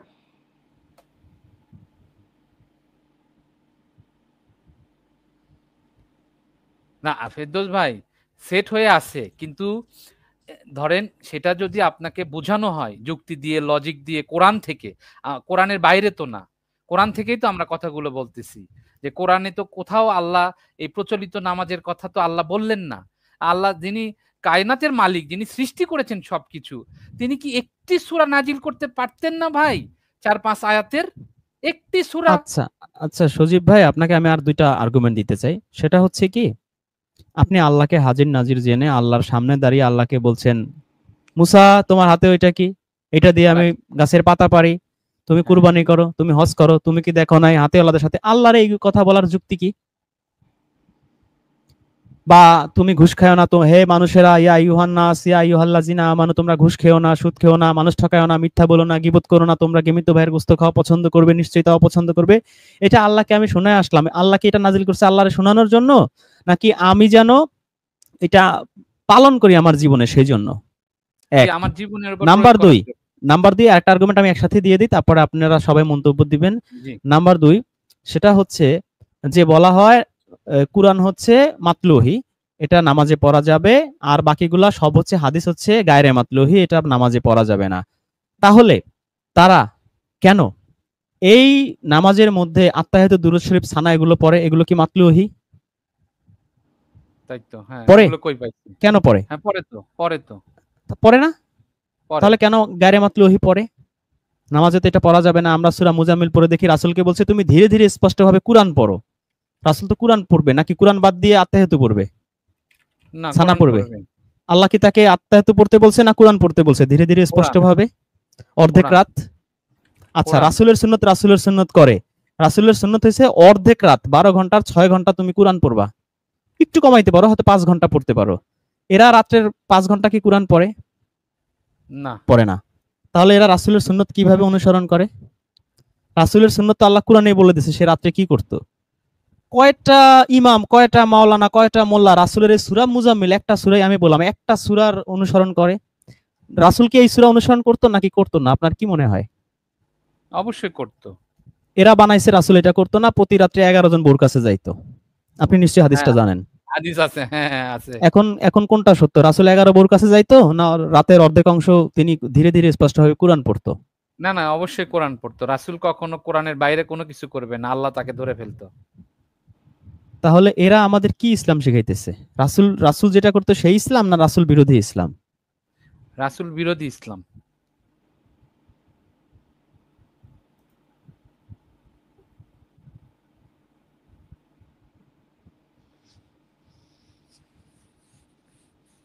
জি আরিফ ভাই, আমরা আপনার কথা বুঝতে পেরেছি। আপনি যেটি বলতে চাচ্ছেন, রিচুয়ালকে আপনি প্রাধান্য দিচ্ছেন, কিন্তু সরি ভাই, আমরা আপনার সঙ্গে একমত হতে পারলাম না। আমরা কোরআন থেকে আদৌ এই প্রচলিত নামাজকে কোথাও খুঁজে পাইনি।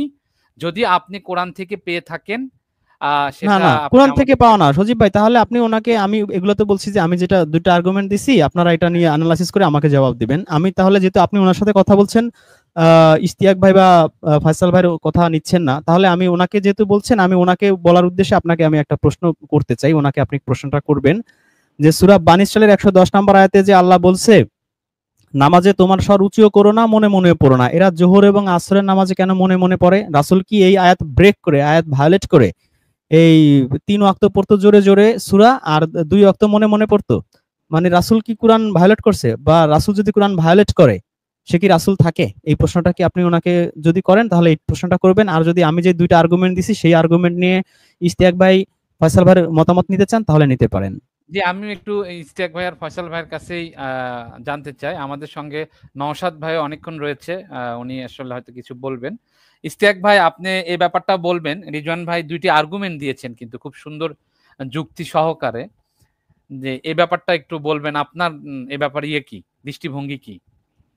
না, আমি এটা তো আসলে রেজন ভাইয়ের সাথে মতামত না। আমি কোরআনে যেটা পাইছি এটা রেজন ভাইয়ের মতোই, যে কথাটা বলছে, যে যে কথাগুলো ফোকাস আছে, যে আপনি আমরা যেইভাবে অর্ধেক মানতেছি, অর্ধেক যে এই কথাটা বললো না, যে আস্তে পড়া জোরে পড়া, ওইসব ব্যাপারে আবার মানতেছি না কোরআনটাকে। হ্যাঁ, তাহলে এটা একটা মন গড়া প্রক্রিয়া। এই মন গড়া প্রক্রিয়াটার মধ্যে ওরা একটা স্থাপন করছে। এবং আত্তাহিয়াতু দুরুদ যেগুলো পড়তেছে, এগুলো কি নবী নিজের নামে নিজে পড়তে পারে? এটা তো স্বাভাবিক একটা চিন্তা। এটা তো মানে এটা হইতে পারে না।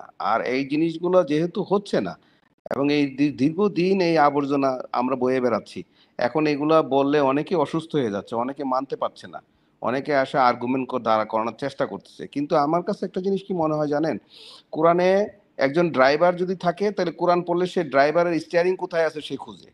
আবার যখন একজন মনে করেন পতিতা আছে, সে খুঁজে আমার কথা এখানে কি আছে আমি জেনে নিই। যার যার কথা নিয়ে জানাজানির জন্য চিন্তা করতেছে। কিন্তু কোরআনটাকে আমি যতটুকু দেখলাম, কোরআনকে সময় দেয় এরকম মানুষ খুবই কম। জীবনে কোরআন পড়ছে ভালোভাবে আমি মনে করি না। যারা এখানে আর্গুমেন্ট করতে আসে, তারা, আপনারা, আমি দেখছি আপনাদের কথাবার্তায় তাদেরকে যখন একটা আয়াত কথা বলেন তারা বলতে পারে না। তারা স্পেসিফিক দুই একটা আয়াত নিয়ে তাদের এই আর্গুমেন্টগুলো হয়। বাকি আয়াতগুলোর কথা বললে রিলেটিভ বা কানেক্টেড আয়াতগুলো যখন বলা হয়, তখন দেখি তারা এই ডিবেট এগুলো বলতে পারে না এবং ওই আয়াতগুলো জানেও না। তাইলে আমার কাছে মনে হয় ওরা নিজেরাই পড়ে না। আর কোরআনকে সময় দেয় কিনা, এই পৃথিবীতে খুব কম মানুষই আছে কোরআনের একটা সময় ব্যবসা বাণিজ্য বা বিভিন্ন ব্যস্ততার কারণে এত মানুষ বিজি থাকে। তো এগুলো হচ্ছে কি কিছু হুজুরদের কাছে দিয়ে রাখছে, ওরা যা যা বলে এ শুনতে শুনতে গাড়িতে অথবা বাসায় এগুলো শুনতে শুনতে ওরা এগুলো বিলিভার হয়ে গেছে। কিন্তু বেসিক্যালি যে কোরআনের আল্লাহর যে মেসেজগুলা, সেটা মনে হয়, আমার কাছে মনে হয় যে একটা কলম ব্যয় করছে কিনা বা একটু সময় নিয়ে কোরআনকে পড়ছে কিনা, আমার আমার মানে ডাউট আছে। আমি আমি আমি অধিকাংশ মানুষ এখানে পাই যারা দুই একটা আয়াত নিয়ে আর্গুমেন্ট করে। এটাই আমার মানে আমার কাছে মনে হইলো, আপনাদের যত এখানে যারা আসে দেখলাম যে দুই একটা বেসিক আয়াত নিয়ে তারা আসে, আর বিশেষ করে নামাজ আর কিছু জিনিস নিয়ে আসে, অযথা এগুলো সময় নষ্ট করে। কিন্তু এইগুলো কিন্তু কোরআনে পরিষ্কার আপনারা বের করে আনছেন, কিন্তু এটা উনিও পারবে যদি উনি এটা বোঝার চেষ্টা করে, খোঁজার চেষ্টা করে। কিন্তু আমি তো দেখি না কাউকে এই চেষ্টা আছে বলে মনে হয় না। শেষ এখানে এসে শুধু তার কষ্টের কথাই বলে যায়। জি, আচ্ছা, ফেরদৌস হ্যাঁ, ভাই, ফয়সাল ভাই, আমি আপনার কাছে একটা প্রশ্ন রাখতে চাই। রেজন ভাই একটা আর্গুমেন্ট দিয়েছিলেন যে তারা নবীর সুন্নত সুন্নত করে। তো নবীকে আল্লাহ তাআলা কোরআনে বলেছেন সে যেন অন্তত মানে দিনের 1/3 সময় সে যেন কোরআন পড়ে, রাতের 1/3 সময় সে যেন কোরআন পড়ে। মোটামুটি ভাবে ধরেন 6 ঘন্টা বা 7 ঘন্টা আপনি যদি ধরেন। আচ্ছা, সেটা যদি কমও ধরেন, আপনি যদি 4-5 ঘন্টাও ধরেন, তাহলে হাদিসে আছে যে নবীর যে 11 জন, না কোথাও কোথাও আবার তারা 13ও বলে। তো তো এই একজন মানে দিনের রাত দিন মিলে প্রতিদিন রাসূল তাদের এই প্রত্যেকটা স্ত্রীর কাছে যাইতেন, প্রতিদিন যাইতেন। তাহলে যদি প্রতিটা স্ত্রীর কাছে তিনি 1 ঘন্টা করে সময় ব্যয় করে, তো ধরেন এরপরে তার ফ্রেশ হওয়ার ব্যাপারটা পার রয়েছে, খাওয়া দাওয়ার ব্যাপারটা পার রয়েছে, তাহলে আপনি পার স্ত্রীকে যদি আপনি ধরেন মোটামুটি ভাবে 2 ঘন্টা, বা ধরেন 2 ঘন্টায় যদি ধরি, তাহলে 11টা স্ত্রীর পিছনে তার সময় যাচ্ছে 22 ঘন্টা। যদি ধরেন আপনি, আমি জাস্ট আন্দাজের উপর বলতেছি একটা যুক্তির খাতিরে, তাহলে সে কখন এভাবে কোরআন তেলাওয়াত করতো 6 ঘন্টা? কখন? তাহলে কি উনি আল্লাহর আদেশ ভায়োলেট করতো, ফয়সাল ভাই? জি ভাই, ধন্যবাদ। এখন আল্লাহ তাআলা তো বলেছে তোমাদের জন্য দিনকে করেছি কর্ম কর্মের জন্য, আর রাতকে করেছি ঘুম, নিদ্রা বা বিশ্রামের জন্য। তা এখন নবী তো মানুষ ছিল, সেটা আল্লাহ বলছে সে তোমাদেরই মতো একজন মানুষ, হাটে বাজারে চলাফেরা করে, তারও স্বাভাবিক মানুষের যে বিষয়গুলা থাকে সবই তার মধ্যে ছিল। তো এখন আপনি যেটা বললেন আমাকে টাইম গুলো যে করলেন, আর সূরা মুজাম্মিলে ওখানে নবীকে একটা অপশনও দিয়ে দিচ্ছে যে রাত্রের আহ কিছু অংশ বা বেশিরভাগ অংশ, মানে নবীকে একটু ফ্লেক্সিবল বাট করতে হবে, যেটা বোঝা যায় ওই আয়াতের অনুসারে করতে হবে বা করার জন্য বলছে। সেটা কোনো রাতে হয়তো বেশি, কোনো রাতে কম ই।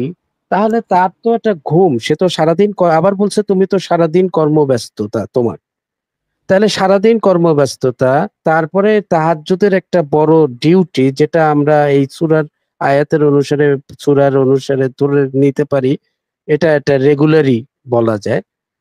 আর হাদিসে যে ব্যাপারগুলো আসছে, তাহলে এটা তাহলে তো সে কি ঘুমাতো না? না, না ঘুমালে তার অ্যাটলিস্ট 6 ঘন্টা বা সেটা ধরে নেই 5 ঘন্টাই হতে পারে। তো এই টাইমটা তাইলে কখন তার? এটা গেল আমার আপনার প্রশ্নের সাথে আমার উত্তর এবং পাল্টা প্রশ্ন, এটা সবার উদ্দেশ্যে।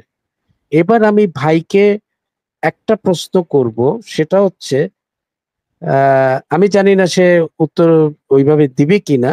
যখন তার সেশনটা আসবে সে আমাকে এই উত্তরটা সে দিবে যদি সুযোগ তার হয়। সেটা হচ্ছে আকিমুস সালাত বলতে সে কি বুঝে। জি সজীব ভাই, ধন্যবাদ। জি আরিফ ভাই, আশা করি আপনি রিজন ভাই আপনার কাছে দুটি প্রশ্ন রেখেছেন।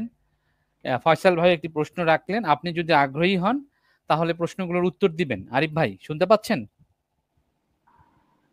জি, প্রথমে আমি আসলে সজীব ভাইকে ধন্যবাদ জানাই। অন্যান্য যারা আপনাদের এখানে জয়েন করে তাদের চাইতে আপনারা আমার প্রতি যথেষ্ট সহনশীল ছিলেন, এজন্য আন্তরিকভাবে ধন্যবাদ। আর আমিও আল্লাহর উদ্দেশ্যে কথা বলতেছি, আপনারাও আল্লাহর উদ্দেশ্যে কথা বলতেছেন। সো আশা করি আমার প্রতি আপনারা কোনো ক্ষোভ রাখবেন না। আসলে আমি অত বিজ্ঞ কেউ না, আমি জেনারেল শিক্ষিত একজন মানুষ, আমি একজন ইঞ্জিনিয়ার, কম্পিউটার ইঞ্জিনিয়ার। তো আমি সব প্রশ্নের বিস্তারিত ব্যাখ্যা ভাই আমার দ্বারা দেওয়া সম্ভব না। আমি আপনাদের চাইতে কোরআন নিয়ে আপনারা যে পরিমাণ রিসার্চ করেন তার 3 পরিমাণ অনেক ক্ষুদ্র লেভেলও আমি না।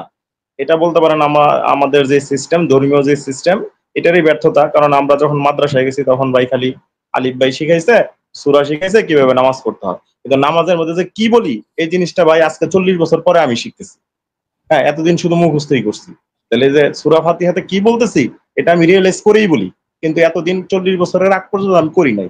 তাহলে এটা আমাদের মোল্লাতন্ত্রের একটা ব্যর্থতা। এটা আমি ভাই আপনি যে কথাগুলো বলছেন আপনার সাথে আমি একমত। হ্যাঁ, তারা এটা কুক্ষিগত করে রাখছে, এটা তাদের বিজনেস, তারা আমাদেরকে ওইভাবে বুঝতে দেয় না। তো সলাৎ, আকিমুসসালাহ, ওই যে ভাই একটা প্রশ্ন করছে আকিমুসসালাহ, হ্যাঁ মানে এখন এখন এটা শিখছে, আগে জানতাম না।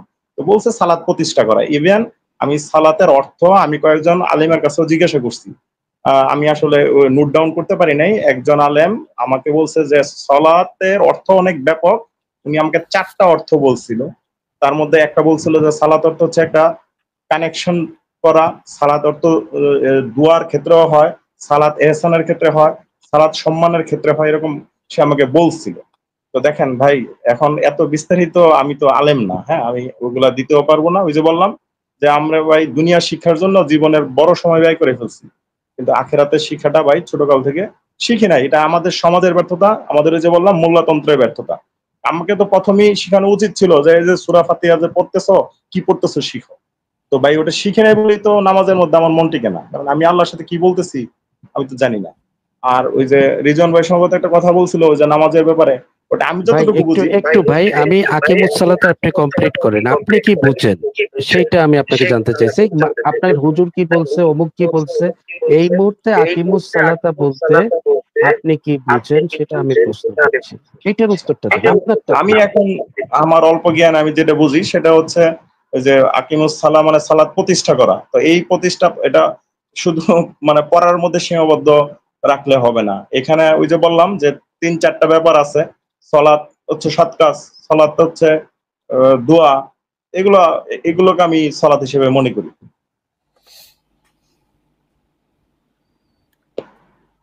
না, আপনি প্রতিষ্ঠা করবেন কিভাবে? আগে আপনি তো পড়ার কথা কোথাও বলে নাই। কোরআনে আচ্ছা কি ফয়সাল কোথাও আছে ভাই, ইকরা সালাত?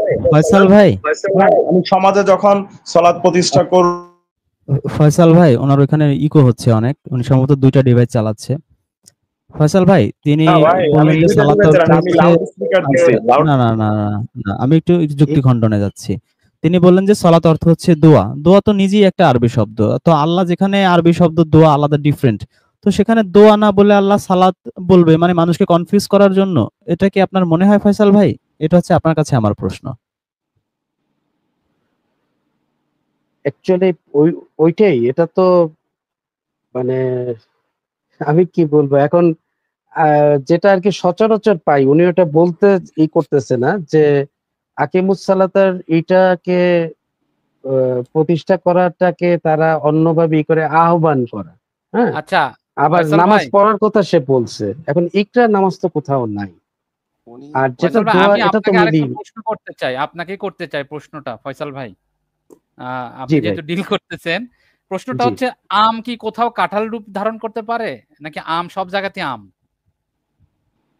নাকি কোথাও না কলা, কোথাও পেঁপে, কোথাও আনারস হবে? না, ডেফিনেটলি নট। প্রত্যেকটা বস্তু, প্রত্যেকটা জিনিসের না একটা আলাদা না, আইডেন্টিটি আছে, আহ, নাম আছে। সজীব ভাই, আপনি কি বলতে চাচ্ছেন যে আল্লাহ তাহলে মানুষকে কনফিউজ করার জন্য একই শব্দ ভিন্ন অর্থে প্রয়োগ করেন না? আমি সেটাই বলতে চাচ্ছি যে একই শব্দ, আল্লাহর কাছে কি শব্দ ভান্ডারের অভাব ছিল? যিনি সৃষ্টি করেছেন, তিনি সৃষ্টিকুলের মালিক, যিনি আমাদেরকে ভাষা শিক্ষা দিয়েছেন, তার কাছে কি ভাষার অভাব থাকতে পারে ফয়সাল ভাই? এটা কি সম্ভব? আরিফ ভাই যেভাবে বললেন সালাত এক এক জায়গায় এক একটা রূপ ধারণ করে। না, তিনি আল্লাহ যদি দোয়া বুঝান তাহলে তো দোয়া তো নিজেই আরবি শব্দ। আল্লাহ তো এখানে সলাৎ হ্যাঁ ব্যবহার না করে তো দোয়া শব্দই ব্যবহার করতে হ্যাঁ পারেন, সেটা আরো হ্যাঁ সহজসাধ্য হতো না? হ্যাঁ, আরো সহজ হতো, আরো সুন্দর হতো, কনফিউশন তাহলে থাকতো আল্লাহ না। কি চাচ্ছে যে আমরা কনফিউজড হই? না না না, আমার তো মনে হয় না, আরিফ ভাইয়ের মনে হতে পারে। আপনি এক জায়গা সালাত মানে বলতেছেন কানেকশন, এক জায়গা বলতেছেন নামাজ, এক জায়গা বলতেছেন দুরুদ শরীফ, এক জায়গা বলতেছেন রহমত, এক জায়গা বলতেছেন দোয়া। মানে এটা কি ফাজলামি?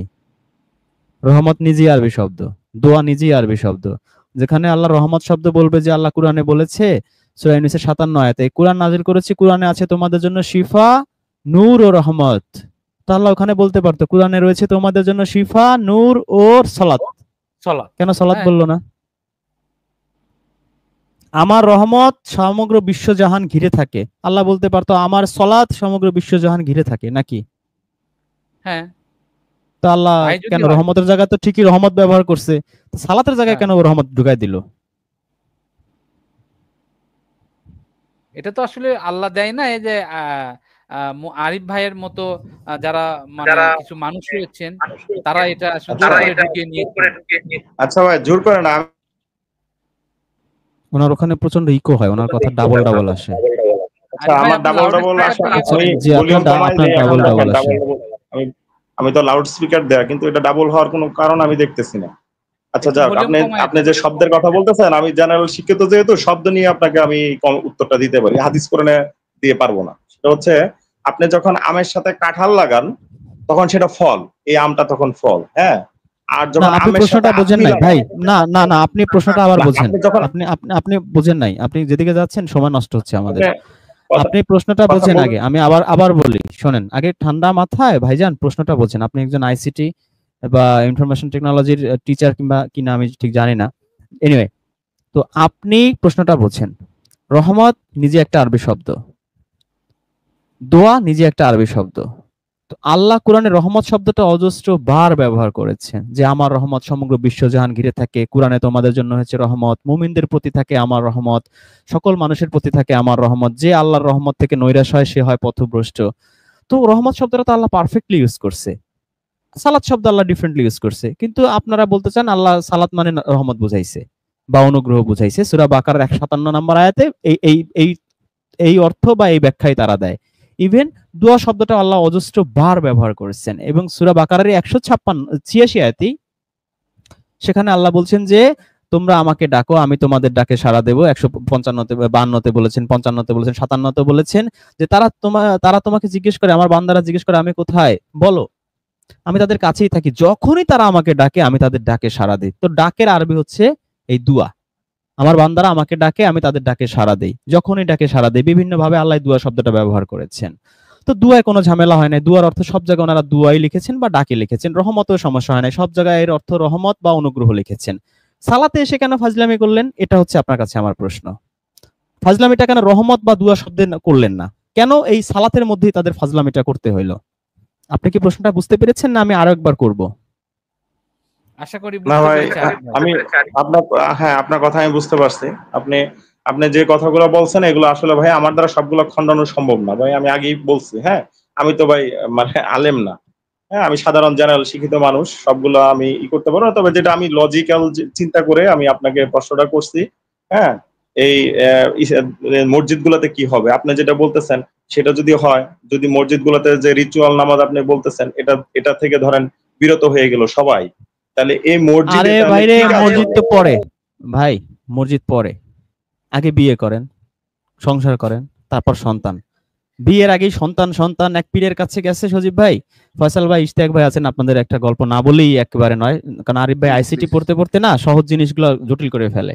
জটিল করে প্লিজ ফেলছে। আচ্ছা, বলেন। হ্যাঁ হ্যাঁ এক পীরের কাছে এক লোক গেছে, মানে শুধু সব সময় যায় প্রতি শুক্রবারে, পীর সাহেব আমার জন্য একটু দোয়া করেন, আমার জন্য খুব হ্যান্ডসাম, খুব ব্রিলিয়ান্ট, মেধাবী একটা ছেলে হয়। সবসময় পীর সাহেব ওই আখেরি মোনাজাতে, ওই শুক্রবার দিন যখন এশারে পরে আখেরি মোনাজাত দেয়, তার জন্য দোয়া করে যে আল্লাহ, রহম ভাই একটা দোয়া করছিল, তার সুন্দর একটা নেক সন্তান দান করো আল্লাহ, খুব ভালো, যেন পিতা মাতার মন জুড়িয়ে দেয়, চোখ জুড়িয়ে দেয়, এইভাবে সুন্দর প্রতি সপ্তাহে দোয়া করে। এরকম প্রায় 2 4 5 বছর হয়ে গেছে, কিন্তু প্রতি সপ্তাহেই সেই লোক যাচ্ছে। হুজুর একদিন চিন্তা করলো যে আমি এত বড় হুজুর, আমার এত হাজার লক্ষ লক্ষ মুরিদ, কোন মুরিদরা তো এর মতো এরকম এত 5 বছর ধরে আসে না, এ আসে, ঘটনাটাকে ওর সাথে একটু ভেরি একটু ভেরি ফ্রাঙ্কলি কথা ইন্টারেস্টিং। বলি তো। তখন ওরে হঠাৎ করে জিজ্ঞেস করছে, আচ্ছা তুমি বিয়ে করছো কত বছর? ও বলতেছে, হুজুর আমি তো বিয়ে করি নাই। এখন হুজুরের তো মাথায় আকাশ ভেঙে পড়ছে, যে গাধা, তুই বিয়ে করিস নাই এখনো, তুই প্রতিদিন এসে আমাকে বলিস যে হুজুর বাচ্চা, আমার বাচ্চা, সুন্দর একটা বাচ্চার জন্য দোয়া করেন, মানে কি? তুই তো তুই নিজে পাগল, আমাদের বানাইছিস আরেক পাগল। তো ভাই, আগে তুমি সালাত শব্দটা বোঝো, নামাজ শব্দটা বোঝো, তারপর নামাজ তুমি মসজিদে পড়ো, তুমি দোকানে পড়ো, তুমি রাস্তায় দাঁড়ায় পড়ো, তুমি ঘরের মধ্যে পড়ো, ভাই বিভিন্ন জায়গায় পড়তে পারবা। আল্লাহ তো হাদিসের মধ্যে আছে, সমগ্র বিশ্ব জাহানে নামাজের জন্য আমি উপযুক্ত করছি, তাই না? নামাজটা আগে বোঝো ভাই। নামাজ শব্দটা তাকে বুঝাইতে চাচ্ছি, দোয়া রহমত এগুলো নিয়ে, সে এটা বুঝতে চাচ্ছে না। ওই মসজিদই লাগবে তার আগে মসজিদ দাও। আমি বুঝলাম না, উনি কি কুয়েতি ওই যে সংস্থা বিভিন্ন এলাকায় বিভিন্ন জায়গায়, আমাদের গ্রামে আছে 3 কোটি 5 কোটি টাকা করে অনুদান দেয়, বিশাল সুন্দর মসজিদ দেয়। তো ওখানে করে কি, এলাকার লোকজনের একটা একটা কমিটি থাকে, ওই টাকা যে দিবে সঠিকভাবে বন্টন হয় কিনা। তো উনি কি ওরকম মসজিদ কমিটির কোনো পোস্টে আছে কিনা, যে ওনার এলাকায় কুয়েতি লোক আসবে, একটা মসজিদ অনুদান দেবে, 3 কোটির 1 কোটি মেরে খাবে, এই ধান্দায় আছে কিনা? উনি মসজিদের জন্য তো পাগল হয়ে গেছে কেন? ওনারে আমরা সেই আবু বকর নবীর উদাহরণ দিয়ে পর্যন্ত বুঝাইলাম যে ভাই, বিল্ডিং দরকার নাই, নবীর সুন্নত অনুযায়ী কিন্তু এই খেজুর পাতার মসজিদই বেস্ট মসজিদ, অ্যাকর্ডিং টু একেবারে সলিড সুন্নাত, ওই ইভেন শূন্য হযরত মানে আবু ওই বকরের শূন্য সুন্নাত। মানে না। তারপরে ওই ওনার মাথায় কুয়েতি মসজিদ মনে হয় ঢুকে আছে, উনি যে কোনো ভাবে মসজিদ বানাতে যাচ্ছে। ভাই, বাচ্চা পরে নিও, আগে বিয়ে করো, আগে তুমি ওই নামাজটা সালাদটা আগে বোঝো ভাই। সে সালাদ বুঝতে মোটেই ইচ্ছুক না, তার মসজিদ লাগবে। ওই ব্যাপারে আবার সুন্নত মানে না। কেন ভাই? সজীব না ভাই, ইশতিয়াক ভাই, ফয়সাল ভাই, বলেন তো, এনার বাচ্চা আগে দরকার কেন? উনি এখন বিয়ে কেন করতেছে না? আগে নামাজটা উনি কেন বুঝতে চাচ্ছে না? না, উনি ঘুরে ঘুরে কেন জানি ওই শেষ পর্যন্ত আমরা এই যে ওই 4টা মসজিদেই মানুষ, যাচ্ছে। হ্যাঁ এতক্ষণ কথা বললাম, ক্যালোরি কুয়েতি খরচ মসজিদ ওনার করলাম। দরকার, আমার মনে হয় উনি মসজিদ কমিটির সভাপতি এলাকার। হতে 1 পারে, কোটি মাইরে অথচ খেতে পারবে, 1 কোটি মাইরে ভাই খেতে পারবে রে মসজিদ ভাই, বিশাল দান।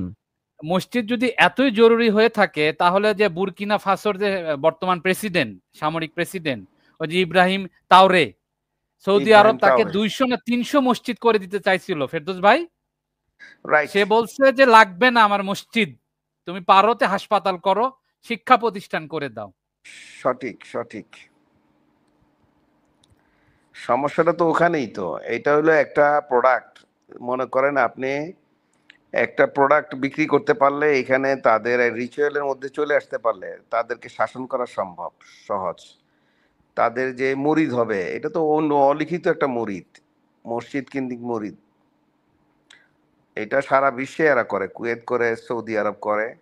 হ্যাঁ, যেখানে দেখবেন যে কোনো জ্ঞান নির্ভর কোনো কিছু নাই, যেখানে মসজিদ বানাও আর সেখানে ওই যে দান মানুষের উপকারে কোনো কাজ করবে না।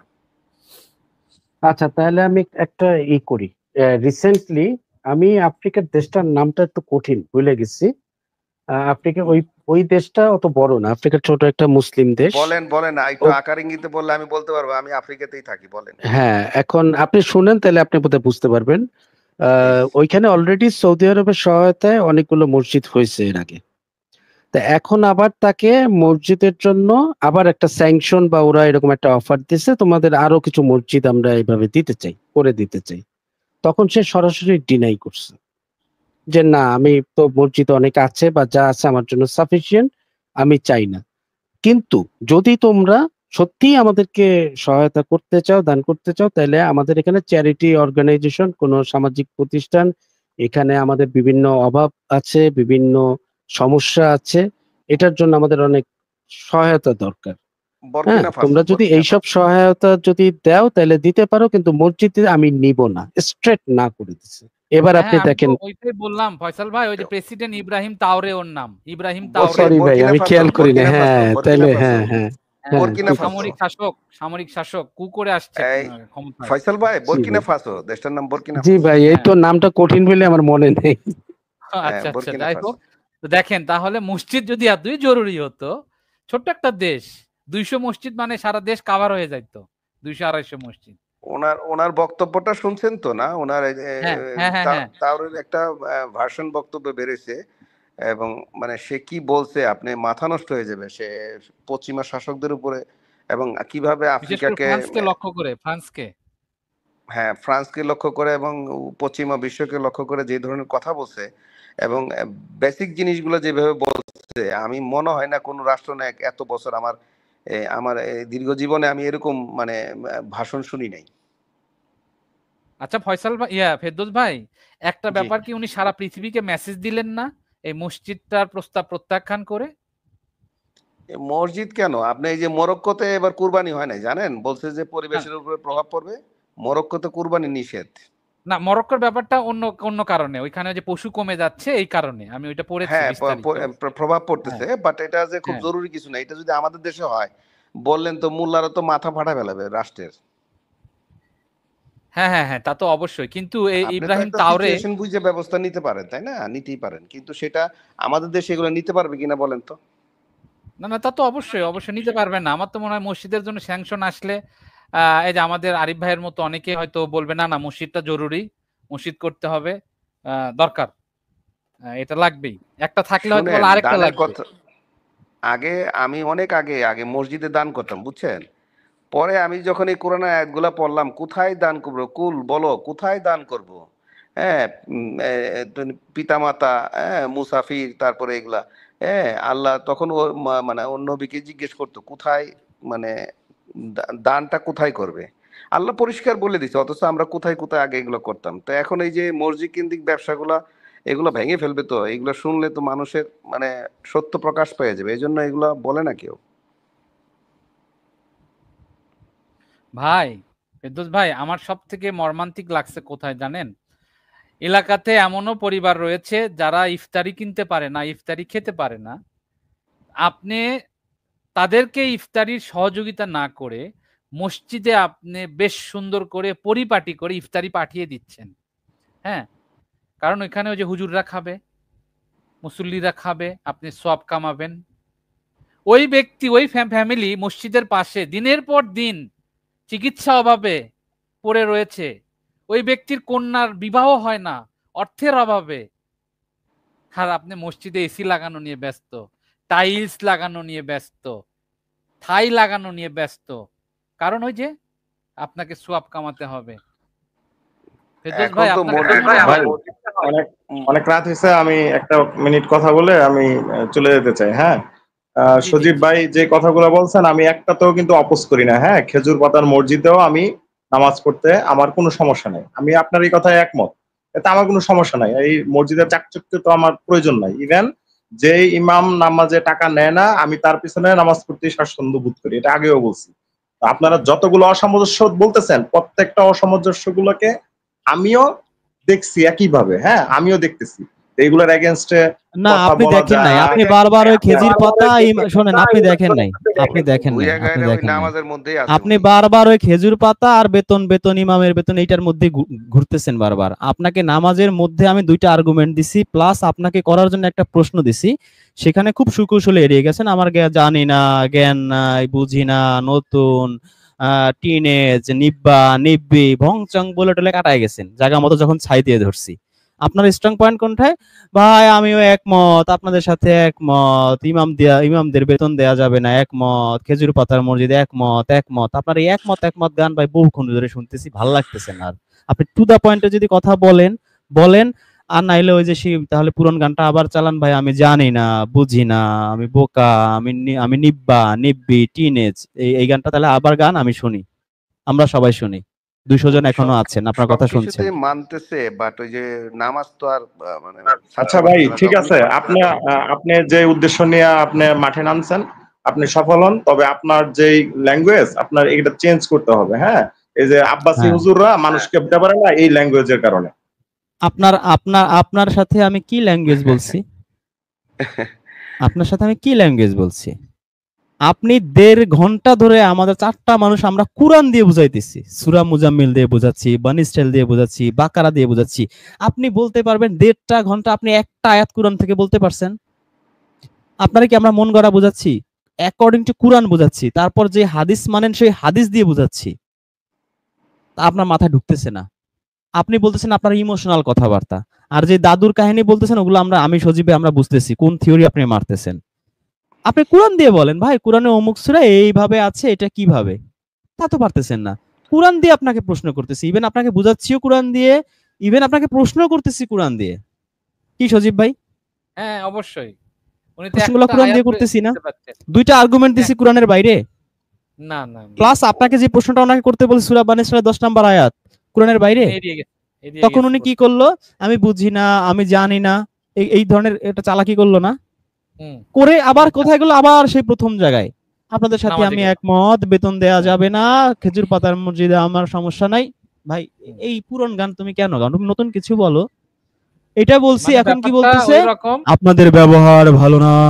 আরে ভাই তোমার সাথে কি খারাপ ব্যবহার করছি? না, না, আপনারা ব্যাপারটা আব্বাসির এরকম, মতো বিচার ব্যবহার শেষে করছেন। তালগাছ আমার। কি রে ভাই, আব্বাসি তো আব্বাসি, আব্বাসির বাপ দাদা 14 গোষ্ঠী মিলে আজকে এই এতটুকু সময় আমরা 4 জন যতগুলো কোরআনের আয়াত নিয়ে এবং সূরা নিয়ে আলোচনা করছি, পারবে? পারবে ভাই? আব্বাসি, কত আব্বাসি বললাম না আর তা। দাওরা পাস মুফতি আজকে এসে পালাই গেছে, যখন বলছি তুই নামের আগে মাওলানা লাগাইছিস, বেটা এটা তো আল্লাহর সাথে আল্লাহগিরি করছিস, কেন করছিস জবাব দে। সে পালাইছে। তো দাওরা পাশের উপরে বাংলাদেশের তো আর নাই, আছে? তাহলে যাইতে হবে মদিনা ইউনিভার্সিটি। তা আব্বাসি তো আর মদিনা যায় নাই, গেছে? তো সে আমাদের দাওরা হাদিসের ভয় দেখাচ্ছে, আর সে মনে করছে যে আব্বাসি মনে হয় বিশাল পণ্ডিত, আমরা মনে হয় প্রাইমারির বাচ্চা কাচ্চা, এটা সে মনে করছে। শুনেন আরিফ ভাই, আমি আগে মোল্লাদেরকে দেখলে ওই যে কাচুমুচু হয়ে লম্বা একটা সালাম দিতাম, আর এখন ওই যে ঘুমিয়ে গেলেও যদি দেখি লাইভে কোনো মোল্লা এসেছে আমি লাভ দিয়ে আসি ধরার জন্য। তো রিজন ভাই তো অনেক পরেই থাকতো। না রিজন ভাই তো সজীব অনেক ভাই, পরেই ফয়সাল থাকতো। ভাই, আপনারা বলেন তো আমি আজকে তার সাথে কোন পয়েন্টে আমি খারাপ ব্যবহার করছি? লাস্টে শুধু বলছি নিব্বা নিব্বি, এগুলো বলছি মেজাজ গরম হয়ে গেছে এই জন্য। তার আগে কি এইভাবে বলছি আমি তারে? না না, এবং তাকে এটা তো কি কোনো প্রায় খারাপ 2 বিহেভ ঘন্টার যে ভাই উপরে। আপনি এরকম এরকম করতেছেন কেন? ভাই আমি বুঝি না, জানি না, এরকম করতেছেন কেন? বোঝেন না, জানেন না, তাহলে আমরা কোরআন থেকে বলছি সেগুলো কোরআন। আপনি আপনি একটা কাজ করতে পারেন, আপনি কোরআন থেকে মিলায় দেখেন আমরা সূরা মুজাম্মিলে যা বলছি সত্য বলছি কিনা, সূরা বনী ইসরাইলে যা বলছি সত্য বলছি কিনা, সূরা বাকারার 152, 55, 57 আয়াত, 186 আয়াত একটু আগে বলছি আমি, তাই না? হ্যাঁ, আল্লাহকে ডাকা হ্যাঁ। দোয়া বোঝানোর ক্ষেত্রে ইভেন সূরা ইউনূসের 57 আয়াত বলছি যে কোরআনকে আল্লাহর রহমত বলছেন। আমি সঠিক বলছি কিনা আপনি কোরআন খুলে একটু দেখেন যে ভাই আমি বুঝি না, আপনি যে আয়াতগুলো বলেছেন আমি পড়েছি আসলে সঠিক বলছেন, অথবা ভাই মিথ্যা বলছেন, কেন মিথ্যাচার করেন, কেন মানুষকে পথভ্রষ্ট করেন, তাই না? এটাই তো তার আর্গুমেন্ট হওয়া উচিত নাকি ভাই? হওয়া উচিত। হ্যাঁ, ভাই হ্যাঁ। উনি তো আপনাকে কোথাও ধন্যবাদ টাচ দেবে করছে? কেন? উনি তো আপনাকে ধন্যবাদ দেওয়া উচিত কেন, বা আমরা সবাই ধন্যবাদ দেওয়া উচিত কেন, সেটা হচ্ছে আপনি যে এতক্ষণ ধৈর্য ধরে এতগুলা কথা বলছেন, আপনি তো একটা ফালতু কথা বা কিছু বলেননি, আপনি তো কোরআনের কথা বলছেন। এতগুলা জিনিস সাজায়া, এই যে দর্শকরাও শুনছে, আমরাও নতুন কিছু কনসেপ্ট পেয়েছি, শুনেছি। উনি তো ওই 90 90/10 সূত্রের মধ্যে আছে ওই বাকি বিল্লার মতো। হ্যাঁ, 90/10, এই 90/10 থেকে তো সে কোনোভাবে বেরোবে না। এখন তখন যখন না বেরোইতে পারতেছে তখন আপনার এই যে যারে দেখতে পারি না তার চোখ মানে বলে না চলন বাঁকা, এখন এখন তো এখন এইটা। আমাদের ব্যবহার নাকি খারাপ, হ্যাঁ, তুলনা করছে কার এখানে সাথে? গ্রান্ড মুফতি এখানে আব্বাসের রিজওয়ান ভাই, সাথে।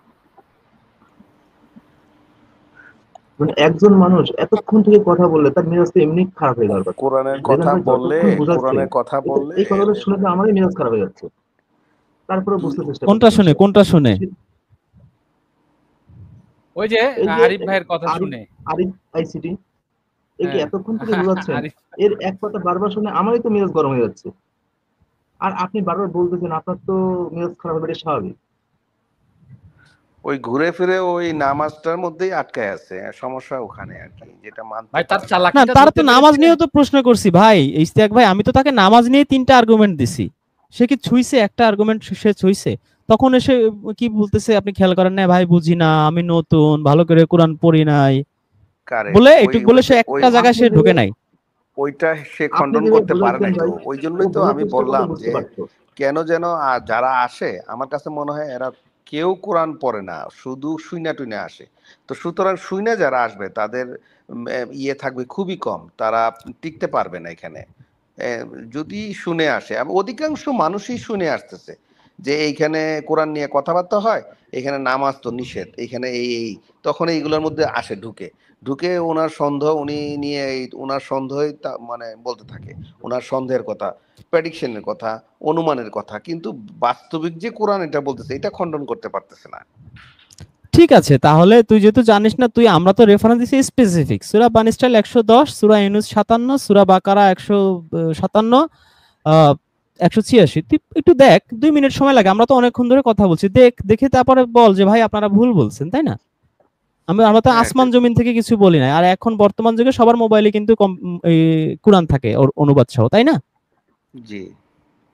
তো জানিস না, দেখে বল যে না ভাই আমি দেখেছি, আপনারা সঠিক বলছেন, তাহলে আমি বিষয়টা আরেকটু ভালো করে দেখে আপনাদের সাথে আমি আলোচনা করব, তাই না?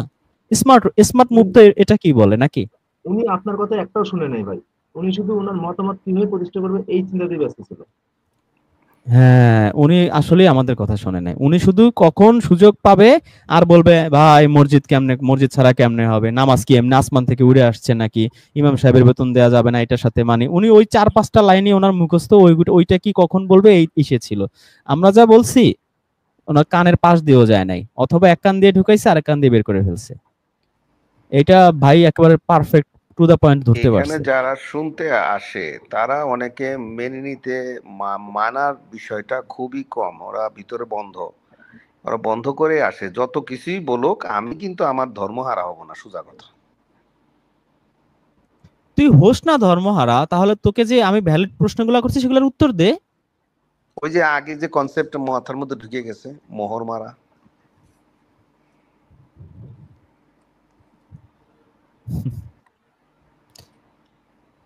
আমার মনে হয় আমরা একেবারে অনর্থক, মানে একটা মানুষের সাথে কথা বলছি না একটা গাব গাছের সাথে কথা বলছি, কোনো ডিফারেন্স নাই।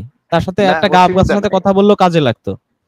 না, এই গাব 200 গাছের সাথে মানুষ কথা এত বললে- সময় তাদের একেবারে মূল্যবান সময় নষ্ট করছে না অনর্থক। ভাই, মূল্যবান সময় নষ্ট হয়নি ভাই, আপনি যেভাবে বোঝাইছেন ভাই, আমার ভিতরে নতুন নতুন কিছু আমি বুঝতে পারছি ভাই। নতুন ভাবে কাউকে কথা বলতে হবে, কিভাবে বুঝতে হবে ভাই, এই বিষয়টা আপনার কাছ থেকে নতুন ভাবে অন্যভাবে শিখলাম।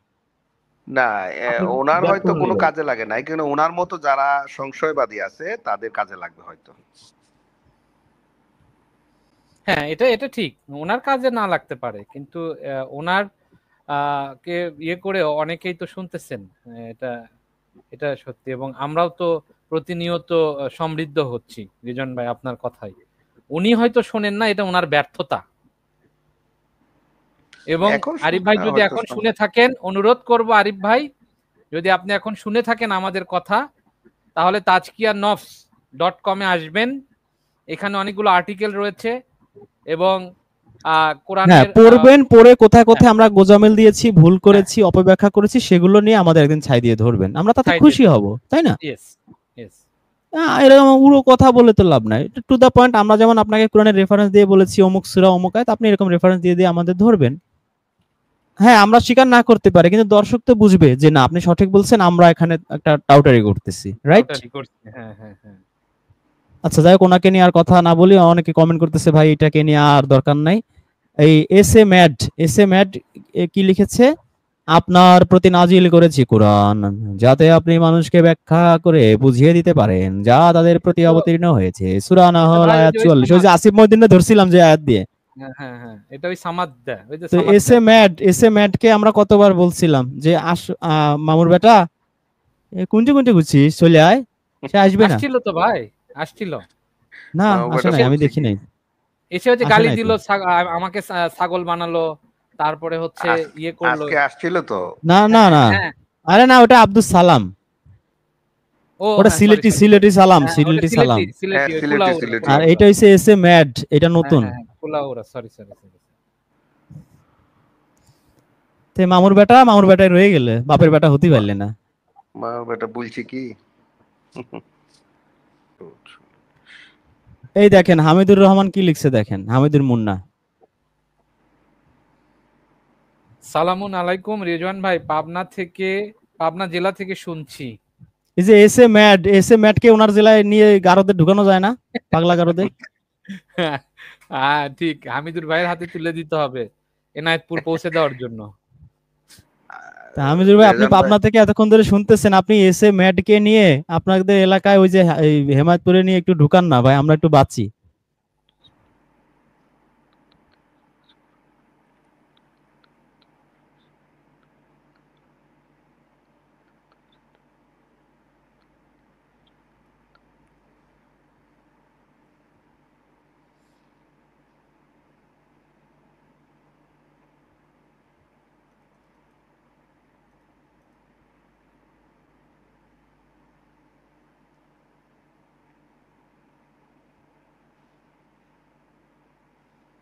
একটা ব্যাপার কি খেয়াল করেছেন ফেরদৌস ভাই, আমি এটা যদিও আমারও হয়েছে, যে কোনোদিন কেন মনের ভিতরে প্রশ্ন আসে না যে আচ্ছা ঠিক আছে আমি না হয় মানে কি বলে জন্মগতভাবে হয়তো মুসলমান সোসাইটিতে আমার বেড়ে ওঠা, ঠিক আছে, সেই অর্থে বাবা মার দাদা দাদি বা আত্মীয় স্বজনদের কাছ থেকে শুনেছি নামাজ, এ কথা দেখেছি। আচ্ছা একটাবার কোরআন থেকে একটু দেখি তো আছে কিনা।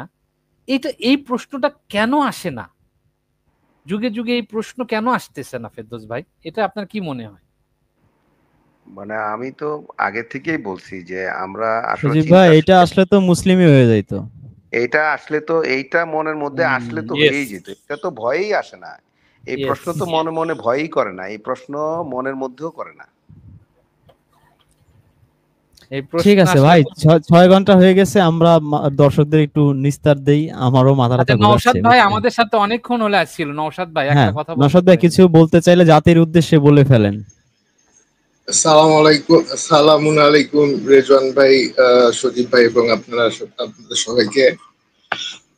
আহ, আজকের মানে ডিবেটটা বেশ ভালোই, মানে শুরুর দিকে মনে হচ্ছিল, কিন্তু যিনি আসছে নাকি মানে ভাষা ভাষা মানে অতটা মানে কি বলবো ডেলিভারি দিতে পারে নাই। আমি ভাবছিলাম মানে রেজওয়ান ভাই আধ্যাত্মিক লেভেলে নিয়ে যাবে তাকে, বাট মানে আপনাদের কথা থেকে কিছু কথা আমার খুব ভালো লাগছে। যেরকম সজীব ভাই একটা জায়গায় বলছিলেন যে মানে মসজিদ গুলার বিষয়ে, যে এখানে ধরেন সকালবেলা যদি কোরআন নিয়ে মানে আলোচনা করা হয় বা সেমিনার টাইপের আয়োজন করা হয়, এই টাইপের বিষয়ে কথা বলছিলেন।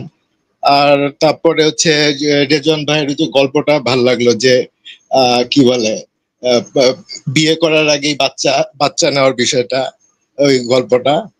এই তো আপনাদের অ্যাকচুয়ালি শুনতেছিলাম, আপনাদেরকে শুভকামনা জানানোর জন্য অ্যাকচুয়ালি জয়েন করছি। এই তো আর কি।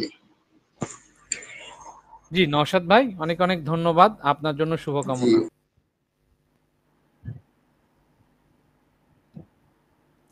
ও আমাদের মূর্তিমান আতঙ্ক ভাই আর কিছু বলতে চাইলে জাতির উদ্দেশ্যে বলতে পারেন ভাই, আমরা শেষ করতে চাচ্ছি। ভাই এখানে কে কি বললো ভাই, অনেক সময় আপনি আগ্রহ হারাই ফেলবেন, কিন্তু মনে হবে যে আপনার কথাগুলো কাজে লাগতেছে না। কিন্তু অনেকেরই কাজে লাগতেছে, কিন্তু তারা অনেকে প্রকাশে আসতেছে না ভাই। এটা এরকম কখনোই ভাববেন না যে আপনার কথাগুলো বিফলে যাচ্ছে। আপনার কথাগুলো একজনকে বলছেন, সে হয়তো বুঝতেছে না, কিন্তু তার মাধ্যমে অন্যরা সবাই উপকৃত হচ্ছে। আপনার কাছ থেকে আমরা অনেক কিছু শিখতে পাচ্ছি। আল্লাহ আপনাকে আরো জ্ঞান বাড়ায় দিক, এটা দোয়া করি। তো ভাই এরকম কখনো ভাববেন না, কখনো হতাশ হবেন না। এটাই আপনার কাছে আমার অনুরোধ। এতটুকুই ভাই।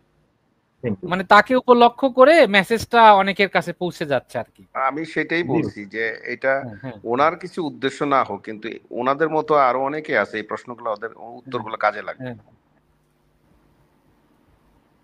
সে হয়তো বুঝতে পারছে না, কিন্তু আমরা অনেক কিছু শিখতে পারছি, অনেক কিছু বুঝতে পারছি। আমার মতো অনেকেই বুঝতে পারছে।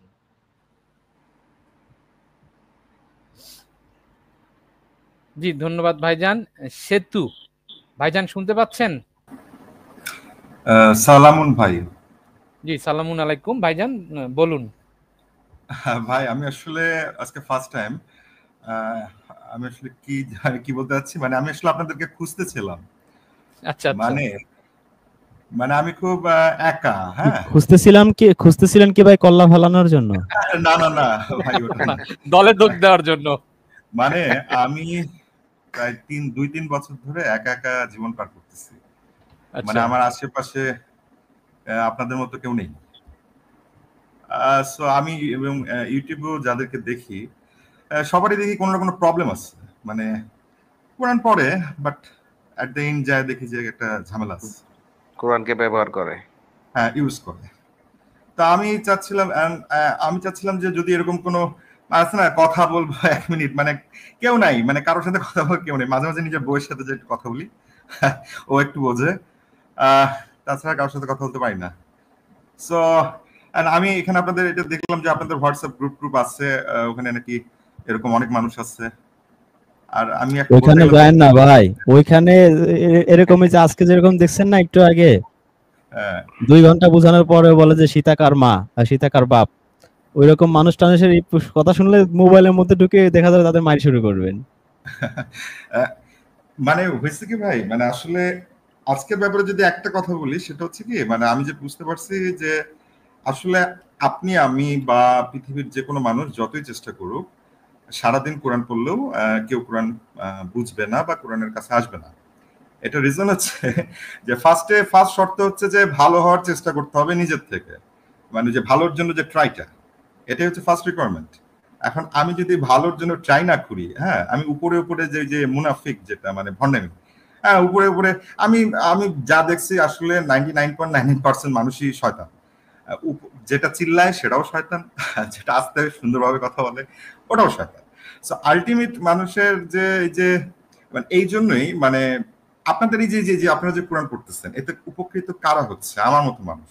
মনে করেন আমি মনে করেন যে সজল হোসেন ভাই, উনি আমার অনেক উপকার করছেন। মানে আমি কোথায় যাব প্রথমে দিশাহারা হয়ে গেছিলাম, মানে ওই গল্প বলতে গেলেন বহুত গল্প বলতে হবে, আরেকদিন বলবো। আজকের আমি যখন দিশাহারা হয়ে গেছিলাম, তখন এই যে আপনি যে প্রতিদিন কোরআন থেকে যে পড়তেছেন, হ্যাঁ, সো যাদের খুঁজে পাওয়া দরকার তারা ঠিকই এখান থেকে এসে শুনতেছে।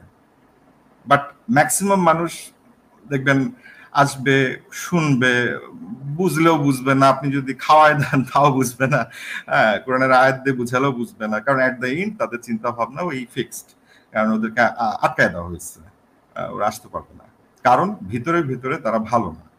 একটা মানুষকে প্রথমে ভিতরে ভালো হতে হবে, ভালো হলে তারপর আল্লাহ হিদায়াত দিবে। নাহলে আল্লাহ হিদায়াত কেন দিবে? আল্লাহ তো আগে টেস্ট করবে। এই আর কি। এখন আমাকে কি কোনোভাবে আপনাদের, মানে আমি তো খুব একা, কারোর সাথে কথা বলতে পারি না, আপনাদের কোনোভাবে অ্যাড করা যাবে আমাকে কোথাও? আচ্ছা, আমি তো বললাম অ্যাড হওয়ার পরে কিন্তু আপনি কিন্তু তখন আবার বিরক্ত হবেন যে কোন পাগলদের চক্করে বললাম। না সেটা তো আমি প্রতিদিনই দেখি, আমি নিজেও দেখি না, আমার আশেপাশের প্রতিটা মানুষ মনে করেন যে মানে আমাকে দেখলে এখন সবাই বিরক্ত হয়, মানে কোনো কথা বলা যায় না কারোর সাথে। মানে কথা বলতে গেলে টাকা পয়সা, জমি, বাড়ি গাড়ি, হ্যাঁ, এই চাকরি, ব্যবসা, এগুলোর বাইরে কোনো কথা নেই। মানে স্রষ্টাকে নিয়ে যে কেউ কোনো কথা বলবে সারা, আমি মাঝে মাঝে ওয়াইফকে বলি। আচ্ছা, আপনি আমাদের ওই যে ইউটিউবের পোস্টে বা ডেসক্রিপশন বক্সে আমার নাম্বারটা পাবেন, ওখানে আমাকে নক দেন, আমি আপনাকে অ্যাড করে দিচ্ছি। আপনার নাম্বারটা আমি পাচ্ছি না কোথাও, মানে এটাই হচ্ছে প্রবলেম। আচ্ছা, আপনি আপনি আপনি লিখতে পারবেন আমি বললে এখন? জি ভাই, দাঁড়ান এক সেকেন্ড।